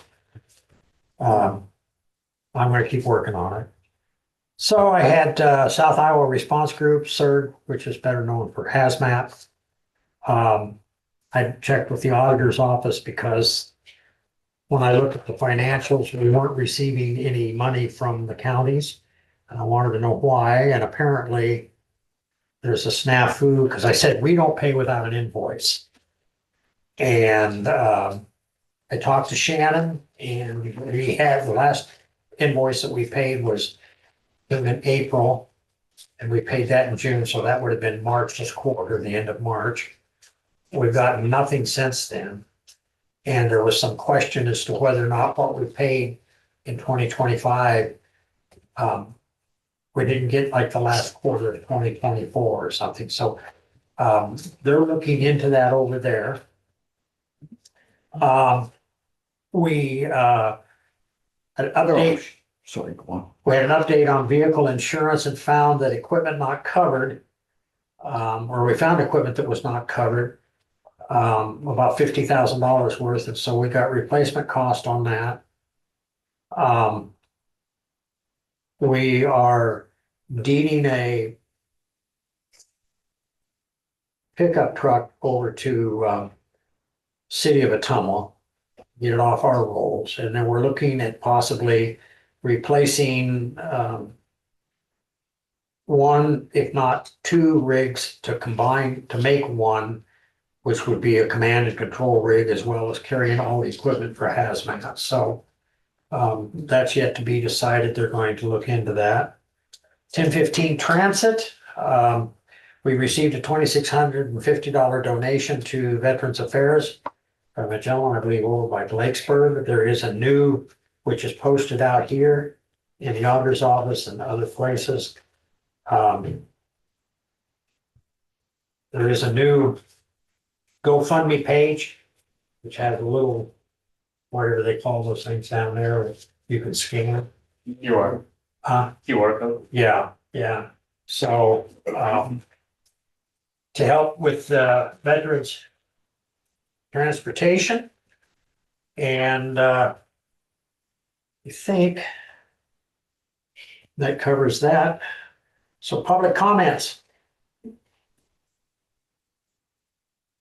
I am here to talk about opioid funds if you. Oh, yeah. would like to, Sorry. I don't know, it's almost noon, so I'm not sure how much information you guys want, but it sounds like you were able to talk to Brett about radio Yes. monies, right? Yes. Okay, so I did attend that government practice committee and we talked about how other counties are approaching use of opioid funds. There's we're not alone in our confusion about what can and can't be used. I mean, what can and can't the funds be used for.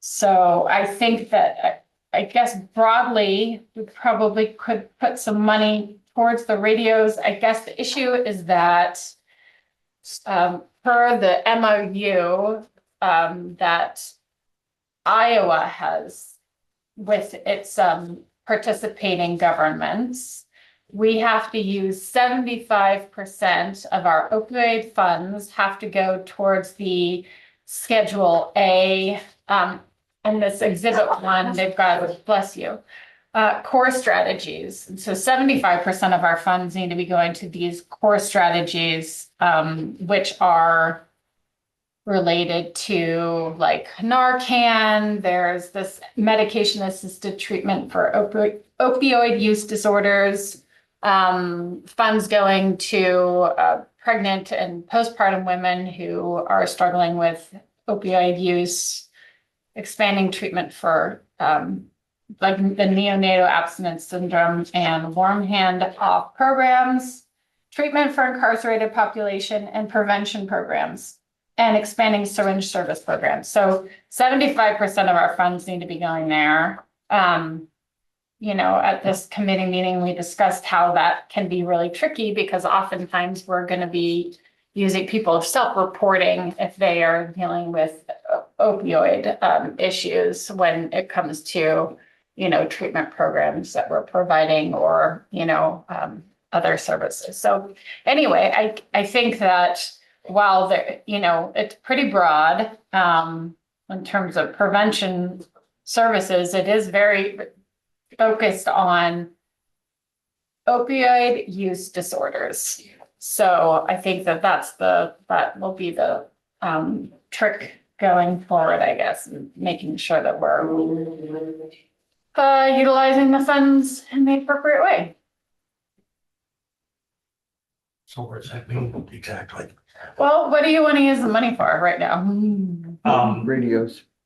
Radios? And I texted Brett and he said they could possibly pay for some of them. Great. So let's figure out how much money the EMA can put Yeah. towards it and then And I'll have a meeting Yeah. on Wednesday, Thursday night with that. Could we put it on the agenda for the 10th? So once we have a number, and then I think that we can use it for the radios.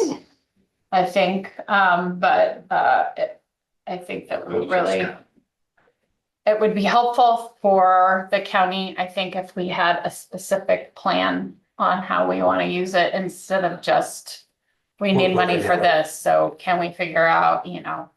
so. Okay. Randy Baird, our neighbor. Where are they? So I can put that on the agenda for the 10th. I hope they buy his house. This too. And I'll get that back to you so she can put that in my back and remind me. Hopefully by that time we'll have a number. 1 minute, I'm gonna go get it. I know the total is gonna be like 10,000 approximately. Well, so for, Are you sitting down? 47,000 for 6 mobile radios. Or Okay. 6 portable radios. Is Okay. Tina available? Anybody? I'm hoping maybe we can. I don't know how much opioid money there is. I mean, I certainly wouldn't ask for that amount. I mean, we have Just- over $200,000. Okay, bye. Well, So. so a quarter of that essentially. mm, Brett was like, even, 10 would help. Because the 911 board has money and they have a little bit of, they have a fair amount in reserves, but that is earmarked for dispatch The panel. upgrades and Mhm. the dispatch panel and whatnot. So, even if we could get, Brett was so responded to me that they could possibly help. yeah, like, I mean, Okay. generously, I'd ask for like half. Mhm. For the radios, because I know that's a big project over there as well, and again, it's all for Mhm. intercommunication, so that's a big deal, but. So I guess just, again, if it's like a 20 something, I guess it's like, I don't know. I'm just trying to figure out, using the ratios that we have to work with. It seems like if it's a $20,000 ask and that's like a tenth of what we have, it seems like that would, because it still does kind of fall under some of the more general strategies under this Schedule B. So I think that, we can do it. So. Another question on that, and I don't like to be greedy, I'm really, really not. Don't start now. But something that, well, something that would directly help with, I mean, opioid from our end response, would be, video laryngoscopes. Which I think I've maybe mentioned. me? Um, What are those? so when we intubate people, Uh-huh. this, really the standard of care now is to have video Hmm. of that rather than the old school, you know, Grey's Anatomy method.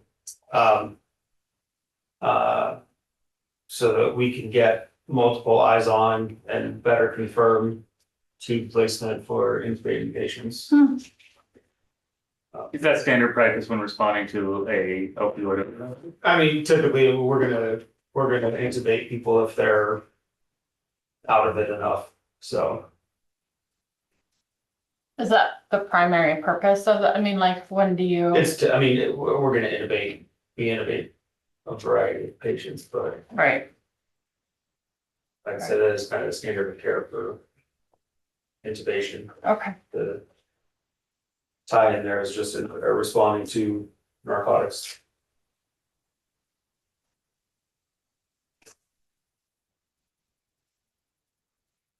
So what does that look like amount wise? I think those are like 35. Earlier, you had said 46,000 if we covered it all. Is that right? The quote for the radios was like 47, I think. Okay, Um, so we should just put it on the agenda and deal with it. Yeah, it's. and I don't, does the opioid money go through this committee for expenditures? Okay. Yes.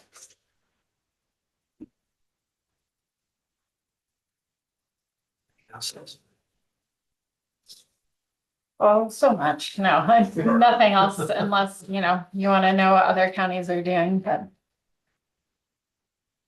talk about that at the committee meeting.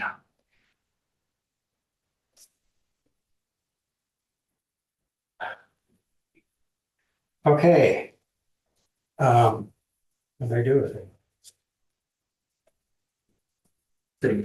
Flip it over, there you go. Well, no, anyway, what's it say now? Comments, no further comments. So motion to approve, Mexican reports.